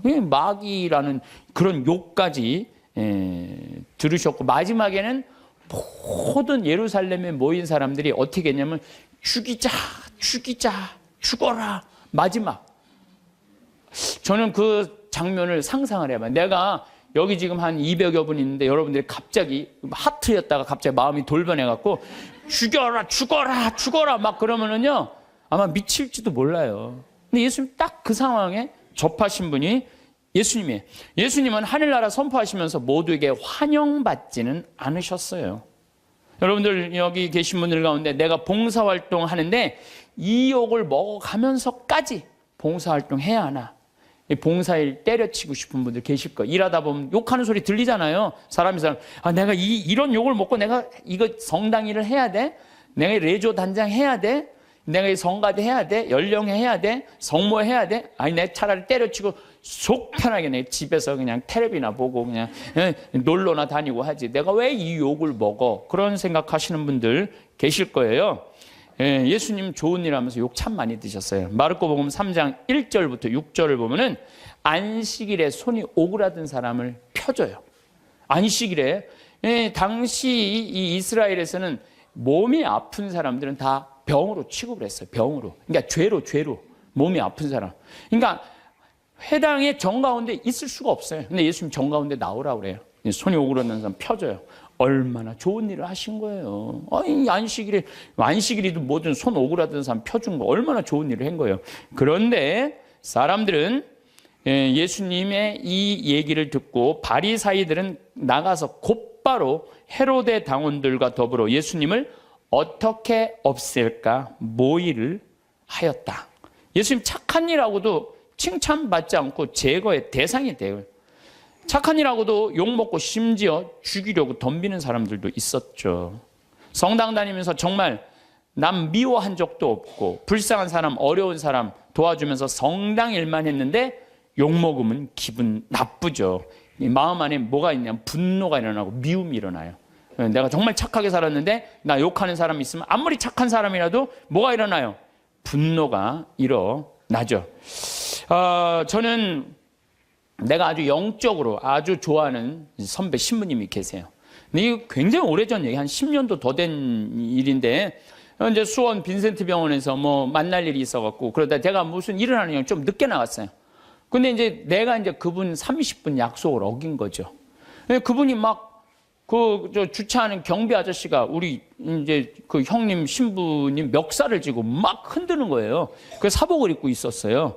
그래서 내가 지금 당신 뭐 하는 거냐고. 이 사람이 뭐 차를 어쩌고저쩌고. 이 사람이 뭐냐고. 이 교구의 국장 신부님인데 그랬더니 그냥 이분이 그 손을 놓더니 신부님이었느냐고. 너무너무 죄송하다고 막 얼굴이 하얘져 갖고 그러더라고. 그래서 내가 아니 형 신부라고 그러면 되지 왜 그 멱살을 쥐고 흔들리고 그래? 그랬더니 아니 내가 주차하면 안 되는 데다 주차를 내가 해갖고 이 사람이 상황이 어려웠다는 거예요. 상황이 어려우니까 이제 자기가 이제 차를 빼러 나더니 화가 나니까 이제 멱살을 이제 쥐고 흔들으니까 내가 잘못했는데 그 정도 취급받는 걸 가지고 내가 뭐 신분이 그런 말을 어떻게 하느냐고. 이야, 난 뭐 그전에도 훌륭하다고 생각을 했지만은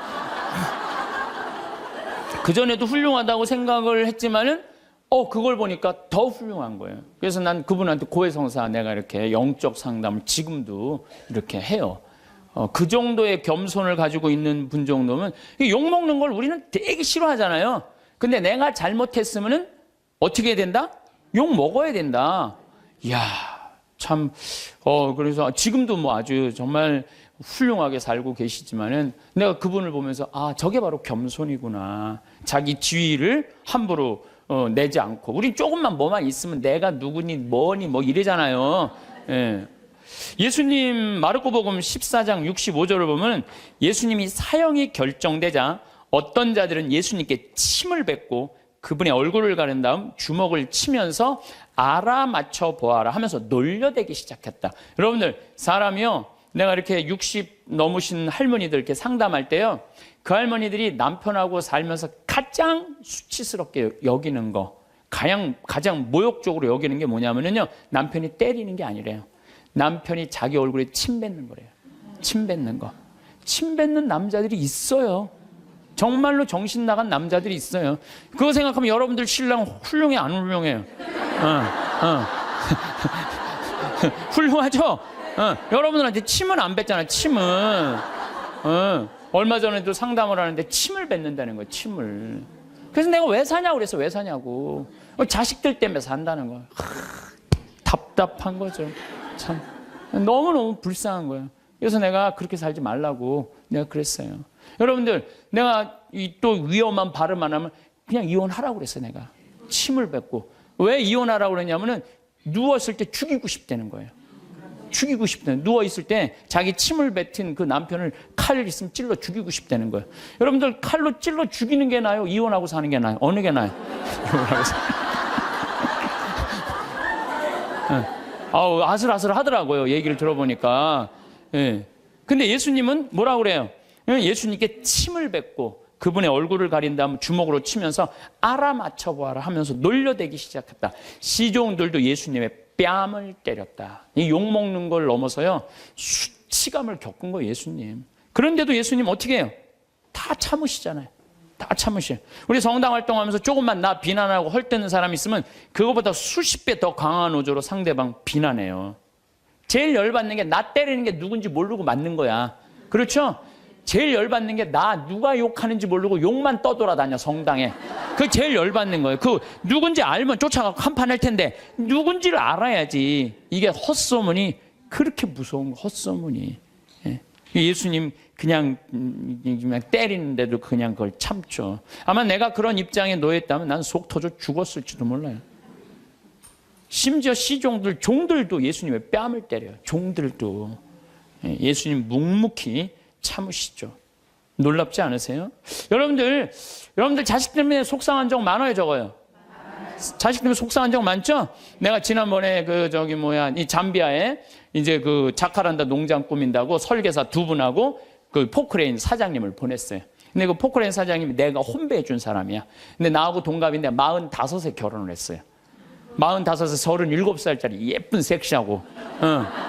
근데 내가 혼배를 해주면서 제일 걱정인 게 신랑도 나이가 너무 많고 신부도 나이가 너무 많은 거예요. 그래서 혼배를 해주면서 내가 그랬어요. 제발 애들 셋 낳는 게 내가 소원이다. 내가 혼배를 해주면서 간절하게 기도를 했어요. 근데 딸을 둘을 낳아갖고 온 거예요, 벌써. 그래서 이제 잠비아 갔다가 이제 보고하러 온다고 이제 부인하고 이제 딸 둘을 데리고 왔어요. 내가 맛있는 거 사준다고 읍내 나갖고 이제 막, 이제 설계사들하고 이렇게 그것도 이제 막 맛있게 먹는데 애들이 아빠를 너무너무 좋아하는 거, 아빠를.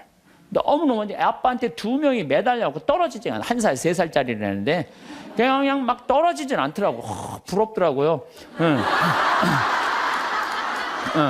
근데 문제는 뭐냐면 나한테 그러는 거예요. 그 정사장이 나한테 그러는, 아우, 신부님, 얘네들이 나를 그냥 이렇게 매달려갖고 내가 그냥 저 신부님 맛있는 거 먹지도 못하고 내가 이렇게 힘들다고. 그래서 내가 한마디 했어요.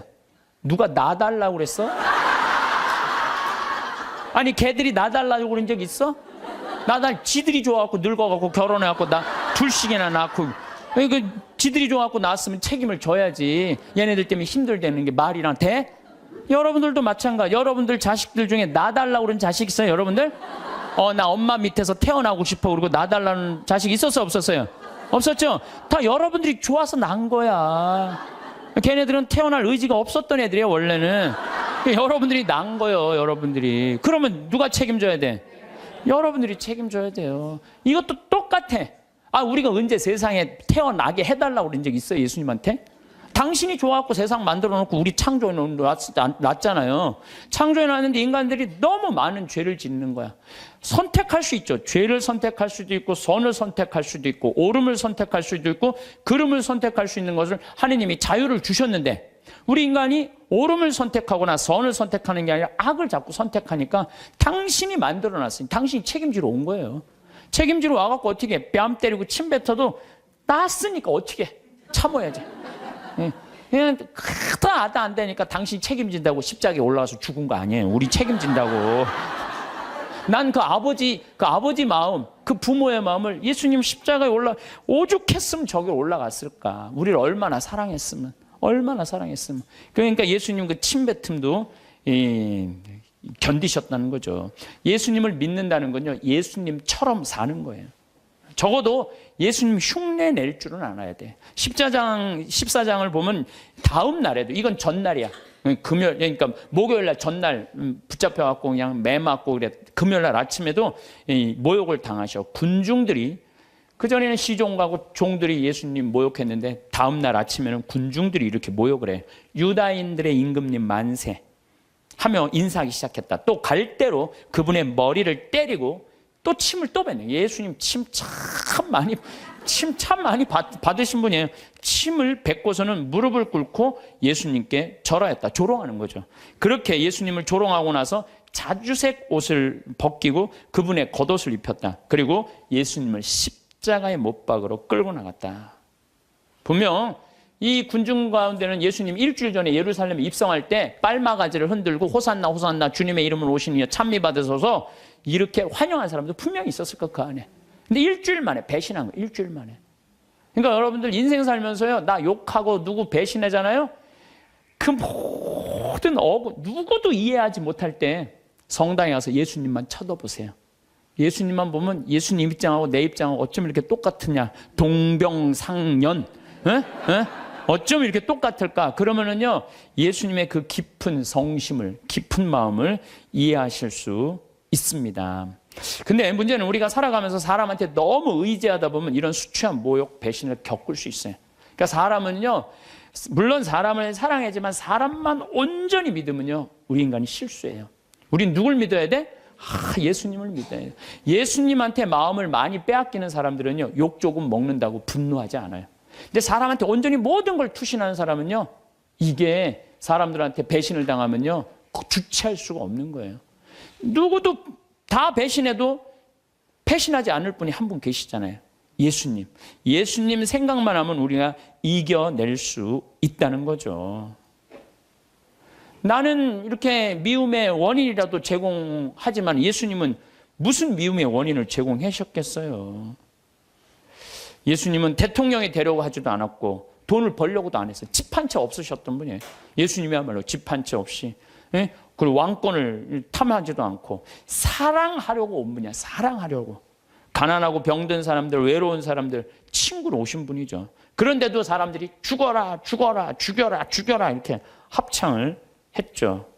예수님은 그런 사람들을 상대로 해서 목에 핏대 올리면서 상대하지 않았어요. 그저 묵묵히 견뎌내셨어요.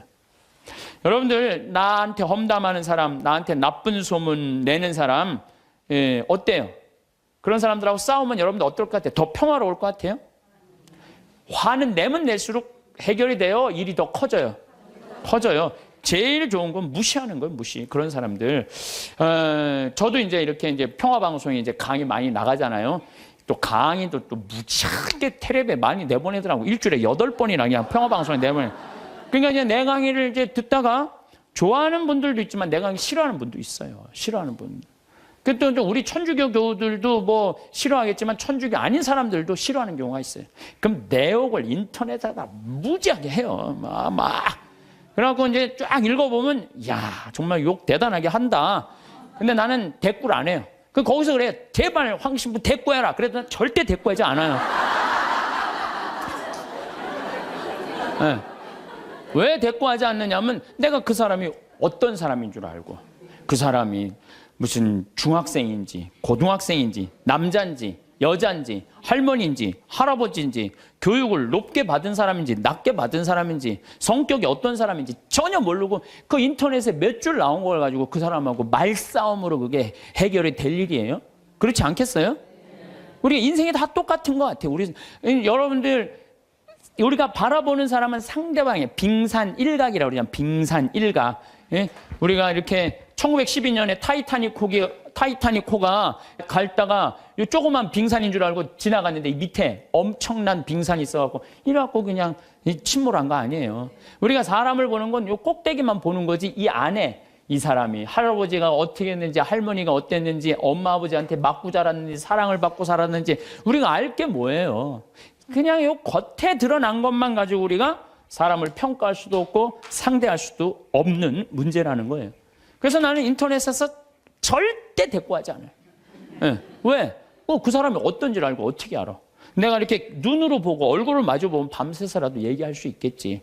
근데 그 사람이 막 내가 욕을 했는데 만났는데 막 2m에 막 팔뚝이 막 한 대 맞으면 막 갈 것 같아. 그럼 어떻게 해?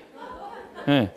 그러니까 우리가 쉽게 이렇게 분노하거나 쉽게 상대한테 싸움을 한다는 게 좋은 게 아니에요.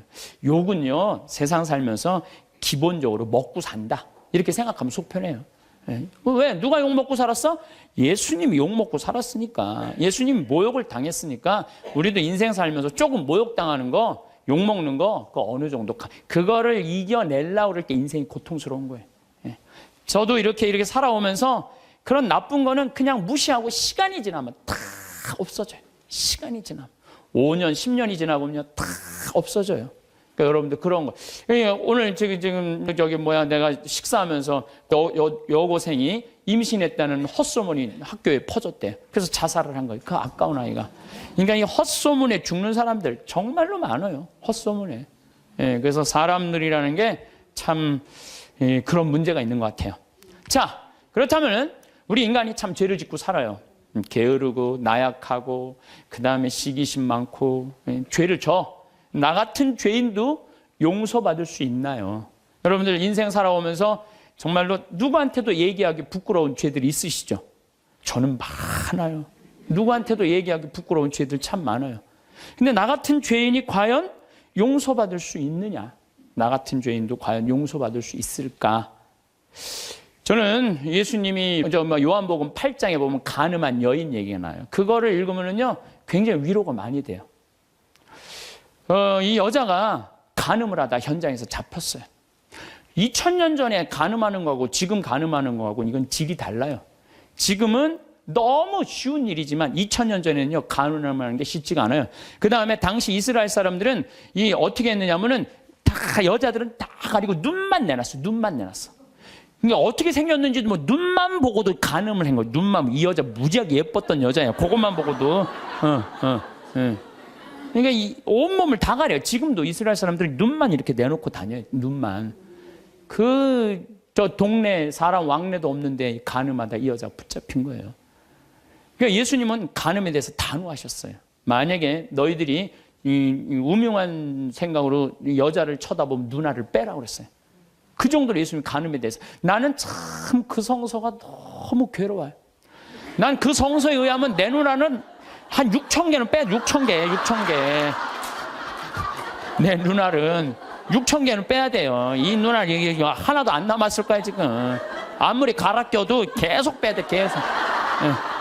도시에 나가면요 대단해요. 도시에 나가면은 요즘 또 여자들이 다리가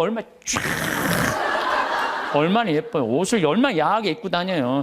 이야, 그럼 그냥 눈알 그냥 빼야 돼. 눈알. 아마 여기 계신 분들도 눈알 남아있을 사람 별로 없을 것 같은데. 예수님 그렇게 간음에 대해서 단호하셨어요. 간음하면 안 된다. 그런데 간음한 여자가 현장에서 붙잡혔어요. 예수님, 당신 간음하면 눈알 빼라고 그러지 않았느냐. 또 한편으로는 모든 사람을 용서하라고 그러지 않았느냐. 둘 중에 뭘 선택할 것이냐. 예수님이 이 여자 편을 들면은 상당히 이상해지는 거예요. 근데 2000년 전에 예수님께서 간음한 여자 입장에 쓰여요. 그래갖고 너희 중에 죄 없는 사람 먼저 이 여자를 돌로 쳐라. 난 이 여자 입장 이해한다 이거예요.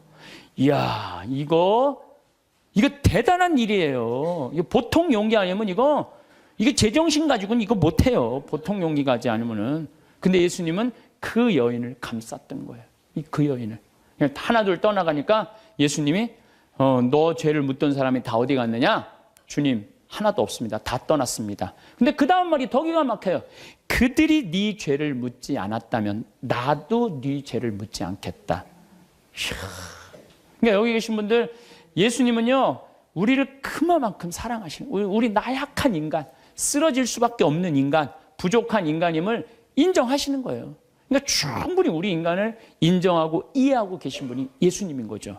그러니까 그 예수님한테, 여러분들은 그 예수님을 사랑하면요 막 가슴이 막 설레고 막 기쁘고 끝도 한도 없는 사랑을 갖고 침뱉음을 안 겪나, 십자가에 그냥 올라가서 그냥 우리들을 위해서 돌아가시지를 않나. 대단하잖아요. 그러니까 혹시 여기 계신 분들, 나 같은 죄인도 용서받을 수 있나? 용서받을 수 있어요. 진심으로 주님께 용서 청하면. 그리고 삶이 변해야죠. 사람은요 근데 저는 요즘 우리나라 문화에 조금 안타까운 게 뭐냐면은 한 번 잘못하면 죽일 놈이야. 다시는 회복할 수가 없어. 우리나라 사회가 그래요. 한 번 잘못하면. 근데 교회는, 주님은요 한 번 잘못해도 다시 용서 청하면은요 기회를 주세요. 너무너무 좋죠. 여러분들 성당 잘 나온 거예요. 성당 잘 나온 거예요. 근데 더 기가 막힌 거는 요한복음 4장이에요. 사마리아 여인 얘기. 사마리아 여인, 예수님이 이제 이 유다에서 예루살렘에서 성전을 막 둘러엎어요. 성전을 둘러엎고 막 채찍으로 막 후드려 까요. 그러니까 사람들이 예수님을 죽이려고 그래요. 그러니까 그 한바탕 하고 이제 갈릴레아, 예수님 본 활동 무대인 갈릴레아로 가려고 그러는데, 갈릴레아로 가는데 예루살렘에서 갈릴레아로 올라가면은 이게 갈릴레아 호수고 이게 사해예요. 여기가 이제 예루살렘인데 여기 사마리아 동네가 있어요. 사마리아 시카르라는 동네가 있어요. 시카르. 근데 유대인들은요 사마리아 동네를 들어가지 않았어요. 사마리아 동네 들어가면은요 더럽다고.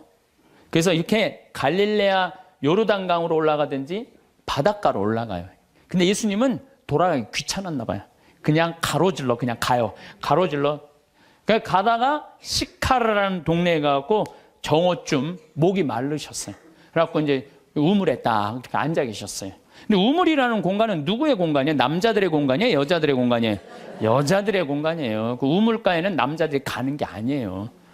근데 이 남자인 예수님 우물가에 다 남자하고 여자는 정부는 다 어디서 나냐? 우물가에서 다 나는 거야. 정부 우물가. 갑돌이하고 갑순이도 우물가에서 뭐 이렇게 해갖고 어머 이러지 마세요. 이러다가 다 정부 난 거 아니에요. 예? 그러니까 남자가 하여튼 우물가 간다. 이거 별로 좋은 게 아니에요. 근데 우물가에 앉아 계신 거야. 그 자체가 별로 사마리아에다가 시카르라는 동네 남자가 우물가에 앉아 이거 아주 장면이 안 좋은 거예요. 근데 정오에 여자 하나가 물동이를 잃고 물을 탁 뚫어 나와요. 이 여자도 문제가 많은 여자예요. 왜 문제가? 요 장면 하나만으로도 문제가 많아. 왜? 이 사마리아라는 게 굉장히 더워요. 덥기 때문에 낮에 물 뚫어 나오는 여자는 없어요. 물은 언제 뚫어오냐면 새벽이나 밤중에 뚫어 나와요. 새벽이나 밤중에. 근데 이 여자는 새벽에 뚫어 나올 수가 없는 여자야. 밤중에도 뚫어 나올 수 없는 여자야. 아무도 안 나오는 정오에 나올 수밖에 없는 여자예요. 문제가 많은 여자죠. 문제가 많은 여자예요. 그래갖고 이제 물을 딱 뚫어놨는데 이게 또 남자고 여자가 이제 우물가에서 만난 거잖아요. 근데 예수님 먼저 말을 걸어. 나한테 물 좀 한 잔 줄래? 희약가시를 거는 거야. 나한테 물 좀 한 잔 줄래? 그러니까 이 여자가 당장에 뭐라 그래요? 당신은 유대인이고 나는 사마리아 여자인데 어떻게 나한테 말을 거느냐? 그렇게 얘기를 해요. 너무 황당한 거죠. 그랬더니 예수님이 뭐라 그러냐면 내가 누군 줄 알면 네가 나한테 물 달라고 그랬을 거다. 아니 당신 뭐 두레박도 없는데 어떻게 물이 있느냐? 네가 알지 못하는 내 마르지 않은 샘이 있다. 그걸 좀 저한테 줘라. 이렇게 얘기를 해요. 그러니까 예수님이 그럼 남편 좀 데리고 와라. 그랬더니 난 남편이 없다고 여자 딱 잡아 떼는 거예요. 그랬더니 예수님이 뭐라 그러냐? 그래 너는 5 남자하고 살았는데 그것도 네 남편이 실질적으로 아니고 지금 사는 그 남자도 네 남편은 아니지. 이 여자 깜짝 놀라는 거죠. 자기가 5 남자하고 살았던 걸 아니까. 거기다가 이제 예수님이 계속 말을 하는 거예요. 그 성서를 보면은요, 예수님이 이렇게 사람하고 이렇게 길게 말하지 않아요. 근데 하여튼 이 요한복음 4장 오늘 집에 가서 한번 읽어보세요. 얼마나 긴지. 그러니까 이 여자를 붙잡고 무지하게 오랫동안 수다를 떨고 계신 거 지금. 쉽게 말하면 무지하게 수다를 오래 떨고 계신 거야. 그러더니 이제 앞으로는 예루살렘에서 예배하거나 그리짐산, 야곱의 우물 그리짐산에서 예배하는 그런 시대는 끝났다. 이제 정말로 마음으로 예배하는 하나님이 어디나 계시고 막 구원에 대해서도 얘기하고 예배에 대해서도 얘기를 하네. 그러니까 이 여자가 동네로 가요. 동네로 가갖고 우리가 찾던 구세주를 뵀다. 내가. 그래갖고 이 여자 사람들을 데리고 와요. 데리고 오면서 사람들이 예수님하고 얘기를 하다가 이 여자 마리아는 우리 눈으로 직접 봐서 이분이 구세주임을 우리가 확인했다. 이렇게 얘기를 해요. 다시 말해서 신약 성서에서 첫 여제자가 누구냐면 바로 이 사마리아 여자예요. 첫 여제자가. 파견한 거 아니에요. 동네 갖고 사람들 데리고 온 거 아니에요. 근데 여러분들 생각을 해봐. 이 여자가 5 남자하고 살았던 여자야. 그러니까 이혼을 5번 한 거예요. 6번째 이 남자하고 사는 여자예요. 이 여자 이뻤겠어 안 이뻤겠어요? 여러분 5번 정도 결혼할 정도면요 이뻐야 돼요. 이뻐야 돼. 그렇잖아요. 굉장히 예뻤을 거예요. 근데 여러분들 성당에서 이 생각을 해봐요. 신부님 우리 성당에서 6번째 남자하고 살던 여자가 성당을 나왔어. 그것만 해도 여러분들 대단한 이슈가 될 것 같아요? 안 될 것 같아요? 대단하죠. 6번째 남자하고 사는 이혼을 5번 하고 6번째 사는 여자가 나왔는데 신부님 미사 끝나고 그 여자를 붙잡고 얘기하기 시작하는 거야. 그것도 성당을 어떻게 운영할 것인가. 그 여자 의견을 물어보는 거예요. 성당 어떻게 운영하면 좋으냐. 한참 얘기하더니 그러지 말고 그냥 네가 성모회장 해라. 그래갖고 성모회장으로 임명을 했어. 성당 교우들이 그 본당 신부님하고 그 여자하고 뜯어 먹을 것 같아? 안 뜯어 먹을 것 같아요? 뜯어 먹어요. 근데 예수님은요, 그게 중요하지 않으셨나 봐요. 그러니까 우리가 생각하는 죄하고 예수님이 생각하는 사랑하고 너무너무 이게 차원이 다른 거예요, 차원이. 여기 계신 분들 지금 한 5 남자하고 이렇게 이혼했다, 결혼했다, 이혼했다 이런 분들 혹시 계세요? 없으시죠? 나는 이것도 굉장히 위험한 반이는데 인생 살면서요. 정말 잘못 만나는 남자 있을 수 있어요. 잘 안 맞는 남자. 그래서 이혼할 수도 전 있다고 생각을 해요. 나는 요새 우리 프란치스코 교황님 너무 마음에 들어. 왜 프란치스코 교황님이 마음에 드느냐면은 동성애자들에 대해서 사목적 배려를 해줘야 된다고 그러잖아요. 난 너무너무 마음에 들더라고요. 내가 동성애자, 옹호자가 아니에요. 왜 동성애자에 대한 사목적 배려를 해야 되느냐면은 1960년대 초에 DES라는 여성 호르몬제가 발명이 돼. 그러니까 화학 호르몬제, 합성 호르몬제. 그러니까 이게 발견되면서부터 난리가 난 거예요. 전 세계적으로 여자들이 여성 호르몬이 에스트로겐이 정말 중요한데 이게 이제 약으로 먹을 수 있다. 그래갖고 막 임신을 했을 때 이 약에 대한 무서운 걸 모르고 다 먹여요. 임신한 여자들한테. 이 여성 호르몬이 에스트로겐이 먹으면 애한테도 좋을 줄 알고 다 먹여요. 그래갖고 이제 애들이 다 나왔어요, 세상에. 그런데 20년이 지나고 난 다음에 1980년 이때부터 갑자기 동성애자들이 너무 많이 늘어나는 거예요, 미국에. 동성애자들이 너무 많이 늘어나는 거예요. 그래갖고 이게 어떻게 된 거냐 추적을 해봤어요. 추적을 해봤는데 1960년도 초에 임신했을 때 DES, 합성 호르몬제를 먹은 애들이 문제가 생긴 거예요. 이 여자인 경우는 문제가 없어요, 여자인 경우는. 근데 남자인 경우는 임신을 했는데 뱃속에 뭐가 남자애가 들어있단 말이야. 그러면은 합성 호르몬을 먹으면 얘한테 에스트로겐이 들어가 버리는 거예요. 얘한테 뭐가 들어가냐면 테스토스테론이 들어가야 되는데, 남성 호르몬이 들어가야 되는데. 그러니까 몸 안에 얘는 태어나면서 뭐가 많은 거야? 여성 호르몬이 남자지만 여성 호르몬이 많은 거야. 몸에 뭐가 흘러? 여성 껍데기는 남자지만 안에는 여성 에스트로겐이 흐르는 거야. 그러니까 얘는 남자도 아니고 여자도 아닌 거야. 얘 잘못 아니에요. 누구 잘못이야? 엄마가 잘못 약 먹어갖고. 그래갖고 보니까 거의 그 남자애들 중에 한 4분의 3 정도가 동성애적 성향을 갖고 있는 거야. 얘한테 너 지옥에 갈 거다. 너 그래갖고. 이게 되냐 이거예요. 이런 사목적 배려가 필요하다는 거예요. 맞는 말씀이에요. 마찬가지예요. 우리가 이혼한 사람 성당 못 나오게 하잖아요. 아니에요. 저는 그렇게 생각하죠. 이혼할 수 있어요. 사목적 배려로 그들도 빨리 구제해줘야 돼요. 어떤 방법으로든. 그래서 하느님 앞에서 정말 신앙생활 할 수 있도록 해줘야 돼요. 예수님은 5번째 산 여자하고도 하늘나라 얘기를 했는데 여기서 구원의 대상에서 제외될 사람이 몇 명이나 될 것 같아요? 다 구원받을 수 있는 거 다. 그래서 저는 이렇게 이 요한복음 4장을 묵상하면서 우리 예수님께서 우리 인간을 얼마나 사랑하는지 그 깊이를 헤아릴 수가 없어. 너무나 많은 사랑을 갖고 계신 분이야. 그러니까 여기 계신 분들 중에 나 같은 사람이 과연 성당 일을 할 수 있을까? 나 같은 사람이 과연 주님의 일을 할 수 있을까? 내가 이런 위선자가 아닐까? 아니에요. 여러분들 진정으로 회개하고 용서 청하고 삶의 변화. 회개라는 게 뭐예요? 삶의 변화되는 거 아니에요. 다시 열심히 살면은 하나님께서 받아준다는 거. 어떤 사람이라도 다 받아준다는 거예요. 근데 우리는요, 죄 속에 갇혀서 이러지도 못하고 저러지도 못하는 사람들이 참 많아요. 나는 죄인이야. 밥 먹어. 난 죄인이 무슨 밥을 먹어. 나 안 먹어. 그냥 술만 계속 먹는 거야. 나는 죄인이야. 술만 계속 먹어. 그러면 이 사람은 영원히 구제받을 수 없는 거예요. 예수님은 어떤 죄도 다 용서해 준다. 어떤 죄도. 성령을 모독하는 죄만 빼고는 다 용서해 줘요. 성령을 모독하는 죄만 빼고 다 용서해 줘요. 성령을 모독하는 죄가 뭐예요? 제가 신학교 때 너무 미운 사람이 있었어요. 그래서 지금 돌아가셨어요. 은퇴한 신부님한테 계속 고해성사를. 나 그 사람이 너무 밉습니다. 또 한 달 지나고 그 사람이 너무 밉습니다. 또 지나고 그 사람. 이제 신부님이 나를 아니까 한 7번째 고해를 하는데 신부님이 딱 그러더라고요. 학사님, 하느님의 사랑을 믿습니까? 안 믿습니까? 그러더라고요. 좀 믿는데요. 그랬더니 학사님은 내가 생각하기엔 하느님의 사랑을 안 믿는 사람이라고. 당신이라고 그러더니 당신은 하느님의 사랑을 안 믿는 사람이라고. 그럼 무슨 말씀이냐고. 당신이 고해성사를 받으면 하느님께서 온전히 용서해 줬다. 그럼 그거를 믿어야지. 왜 못 믿고 이 7번이나 똑같은 죄를 고백하냐 이거야. 그게 바로 성령을 모독하는 죄. 성령을 모독하는 죄.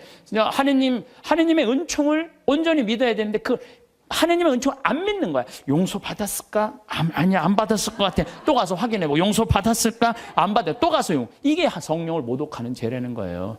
나도 보좌 신부 때 고해성사를 이렇게 주면은 이쪽에서 고해성사를 줬어. 그러고 다 사죄를 해줬어. 근데 이쪽에 문 열면 이쪽 여자가 여기 와서 또 하는 거예요. 고해성사를. 진짜로 또 하는 거예요. 1년 내내 계속. 그래서 막 신경질을 왜 자꾸 벌써 이미 죄를 사해 줬는데 왜 하느님의 자비를 안 믿느냐고. 이 자매가 그러는 거예요. 나는 용서 못 받은 것 같다고. 하느님의 사랑을 못 믿는 거죠. 무한한 하느님의 사랑을. 우리가 회개가 뭐가 필요해? 종교가 뭐가 필요해? 용서가 없다면. 그러니까 하느님은 우리를 용서해 주셔요, 안 용서해 주셔요? 용서해 주세요. 그러니까 여러분들 하느님의 사랑을 간절하게 믿으시라는 거예요.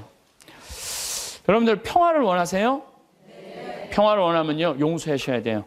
저는 예수님께서 계속 사랑해라, 용서해라, 사랑해라, 용서해라 그러다가 결정적으로 마지막에 평화를 주노라 그래요.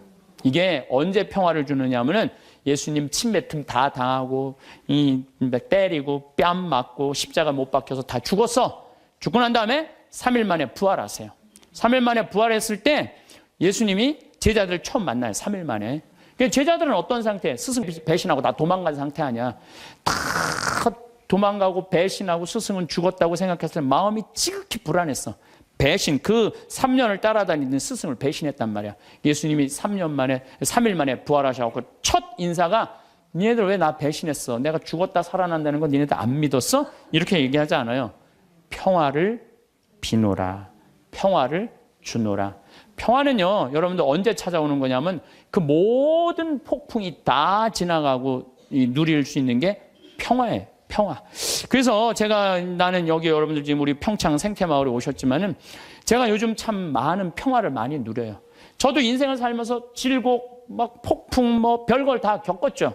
근데 요즘은요, 그 모든 걸 떠나서 이게 마음이 정말 평화로운 거예요. 그리고 여기 마당에 아침에 탁 이렇게 강 내려가는 걸 보고 앉았으면요, 그렇게 행복해요. 아, 예수님이 이 평화를 얘기하는구나. 그러니까 마음 안에, 저는 지금 마음 안에 미워하는 사람이 정말로 없어요. 예전에는 많았어요. 참. 예전에는 많았어요. 근데 그런 단계들이 다 어느 정도 지나고 난 다음에 내가 이제 평창에 들어와서 산 지 10년이 됐어, 10년. 그러니까 10년 동안 뭐 2년이 있었던 많은 사람들이 이제 떨어져 나가고 뭐 사연이 있었던 많은 사람들이 떨어져 산속에서 여기 한번 마음 먹고 올라오면 하루가 걸리잖아요. 그러니까 웬만한 사람들은 거의 못 와요. 그러니까 사람을 덜 만나고 또 좋은 사람들만 만나니까 평화로운 거예요. 아, 예수님이 부활하고 난 다음에 내가 너희에게 평화를 비노라. 그게 바로 이거구나. 미움, 분노, 증오, 죽어라, 죽여라 다 떠나고 난 다음에 예수님이 마지막에 십자가에서 부활하고 성취한 게 뭐다? 평화다, 평화. 그러니까 여러분들 마음 안에 미움이 있으면요, 평화를 누릴 수가 없어요. 마음 안에 분노가 있으면 평화를 누릴 수가 없어요. 그래서 용서해야 되는 거예요. 그래서 여러분들 우리 마음 안에 남을 찔러 죽이려는 마음의 창을 두들겨서 곡식을 만들어내는 낫으로 만들어야 돼. 마음의 미움을 두들겨서 평화를 만들어내는 사랑으로 만들어야 돼. 그래서 사람을 보면서 막 사랑할 수 있는 그런 마음 여러분들 청하셔야 돼.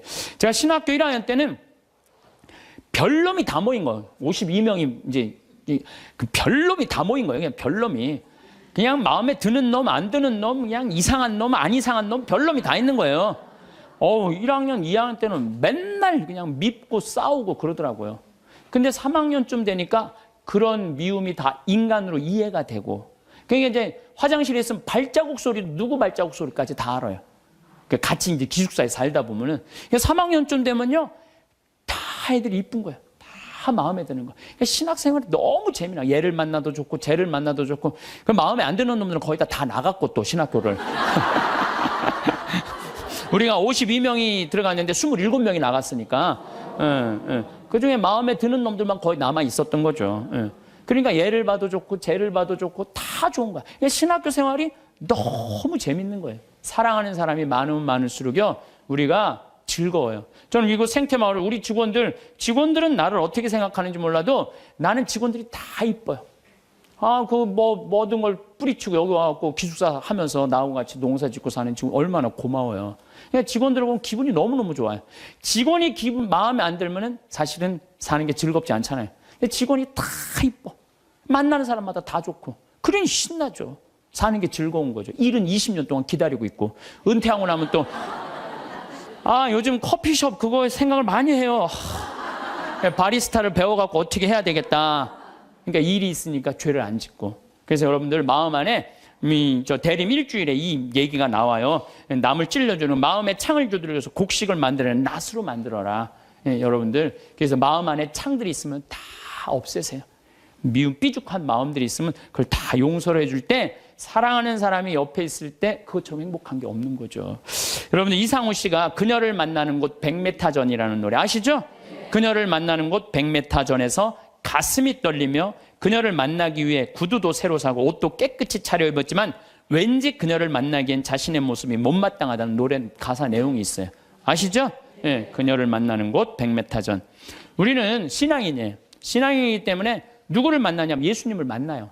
예수님을 만나려면 잘 만나려면 내 마음 안에 미움이 없어야 돼. 내 마음 안에 분노가 없어야 돼. 내 마음 안에 욕심이 없어야 돼. 그래갖고 내가 옷도 차려입고 구두도 사고 꽃도 준비하는 그런 마음으로 예수님을 만날 때 여러분들은 행복할 수 있어요. 기도 시간도 너무너무 즐겁고. 그래서 저는 용서의 삶이 참 중요해요. 제가 신부가 막 된 조원동 주교자 성당에서 휠체어를 찬 요한나 자매가 있었어요. 몸이 퉁퉁했는데 오늘도 휠체어 타고 오신 우리 형제님도 계시지만 휠체어를 탔어요. 근데 내가 그 자매 집에 가보니까 허름한 집에서 사는 거야. 휠체어를 타고 있는데. 그런데 더 기가 막힌 거는 그 휠체어를 탄 요한나 자매가 뇌성마비로 움직이지도 못하는 병자 셋을 모시고 사는 거야. 자기도 휠체어를 타고 다니는데 뇌성마비 환자 3명을 모시고 사는 거예요. 화장실도 겨우 다니는 그들에게 내가 왜 이렇게 힘든 일을 하냐고 물었더니 자기는 무슨 일이라도 할 수 있고 움직일 수도 있지만 누워있는 뇌성마비 환자들은 움직이지도 못하니까 움직이지 못하는 우리가 당연히 돌봐야 된다면서 그 아름다운 생활을 하더라고요. 우리들은 말로만 회개한다고 용서해달라고 하는 건 의미가 없어요. 세례자 요한이 행동으로 회개하지 않고 세례만 받으려는 바리사이와 사두가이 사람들한테 이렇게 이야기하죠. 독사의 자식들아, 다가오는 진노를 피하라고 누가 너에게 일러주더냐? 회개에 합당한 열매를 맺어라. 죄를 뉘우친다면요, 우리가 회개에 합당한 보석의 생활을 해야 되는 거예요. 공을 쌓아야 된다는 거죠. 행실로 드러나야 된다는 거. 사랑하고 나누는 삶.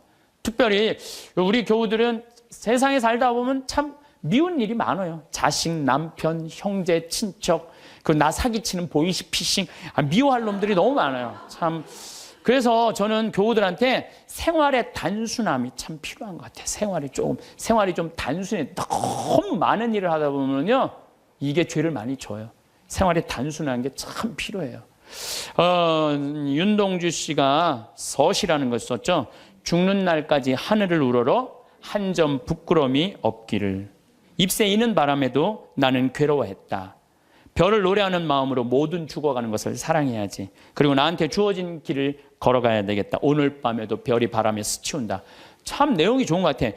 죽는 날까지 하늘을 우러러 한 점 부끄러움이 없기를. 이런 마음으로 살아가야 돼요. 근데 나는 그냥 하늘을 우러러 그냥 부끄러운 일 천지인데 어쨌든 마음만은 그래야 된다는 거죠. 잎새 이는 바람에도 나는 괴로워했다. 양심의 소리. 주님께서 우리에게 들려주는 양심의 소리를 들어야 된다는 거죠. 별을 노래하는 마음으로 모든 죽어가는 것을 사랑해야지. 이 시는 거꾸로 들으면 돼요. 별을 노래하는 마음으로 모든 살아있는 것을 사랑해야지 하고 똑같은 것 같아요. 그래서 여러분들, 제가 별 참 좋아하는 소년이잖아요. 어제도 내가 여기 새벽 1시에 수소성당 강의 이제 우리 평화방송 팀하고 하고 새벽 전부 다 별 보셨죠? 우리 촬영팀들. 얼마나 별이 예쁜지 몰라요. 이 세상에 태어난 건 축복이에요, 축복. 근데 그냥 행복한 마음으로 그 별을 바라야 그냥 미움 때문에 땅바닥만 쳐다보면요, 그 별을 못 봐요. 근데 요즘 현대인들은요, 하늘을 볼 생각을 안 해요. 그리고 나한테 주어진 길을 걸어가야겠다. 오늘 밤에도 별이 바람에 스치운다. 좋죠? 다시 한번 이거 읽어드리도록 하겠습니다. 서시 윤동주. 죽는 날까지 하늘을 우러러 한 점 부끄러움이 없기를. 잎새 이는 바람에도 나는 괴로워했다. 별을 노래하는 마음으로 모든 죽어가는 것을 사랑해야지. 그리고 나한테 주어진 길을 걸어가야겠다. 오늘 밤에도 별이 바람에 스치운다. 영광이 성부와 성자와 성령께 성부와 성자와 성령의 이름으로 아멘. 감사합니다.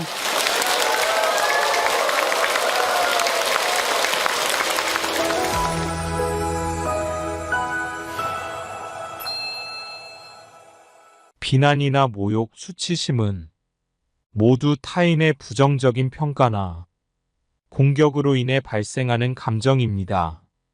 이러한 감정들은 자존감에 큰 타격을 줄 수 있으며 인간의 심리적 상태를 불안하게 만듭니다. 비난은 다른 사람의 부정적인 평가로 인해 자아 존중감이 손상될 수 있습니다. 비난을 지속적으로 받으면 자신이 무가치하다는 생각을 하게 되어 심리적 불안정이 초래됩니다. 모욕은 타인의 공격적인 언어나 행동으로 자존심이 상처받는 것을 의미합니다. 이는 분노와 수치심을 동시에 유발할 수 있으며 자신에 대한 부정적인 감정을 강화할 수 있습니다. 수치심은 자신이 사회적으로나 도덕적으로 부족하거나 무가치하다는 느낌에서 비롯됩니다. 수치심을 자주 경험하게 되면 자신을 긍정적으로 바라보기가 어려워지고 이는 자존감 저하로 이어질 수 있습니다. 타인에 대한 무조건적이고 긍정적인 존중은 비난, 모욕, 수치심과 같은 부정적인 감정들로부터 인간을 보호하는 중요한 심리적 자원입니다. 이러한 존중을 받을 때 인간은 자신에 대한 긍정적 감정을 유지하며 타인의 부정적인 평가에 흔들리지 않고 내면의 힘을 키울 수 있습니다. 이는 인간의 자아 성장과 대인관계에서 중요한 역할을 하며 심리적 건강을 증진시키는 중요한 요소입니다.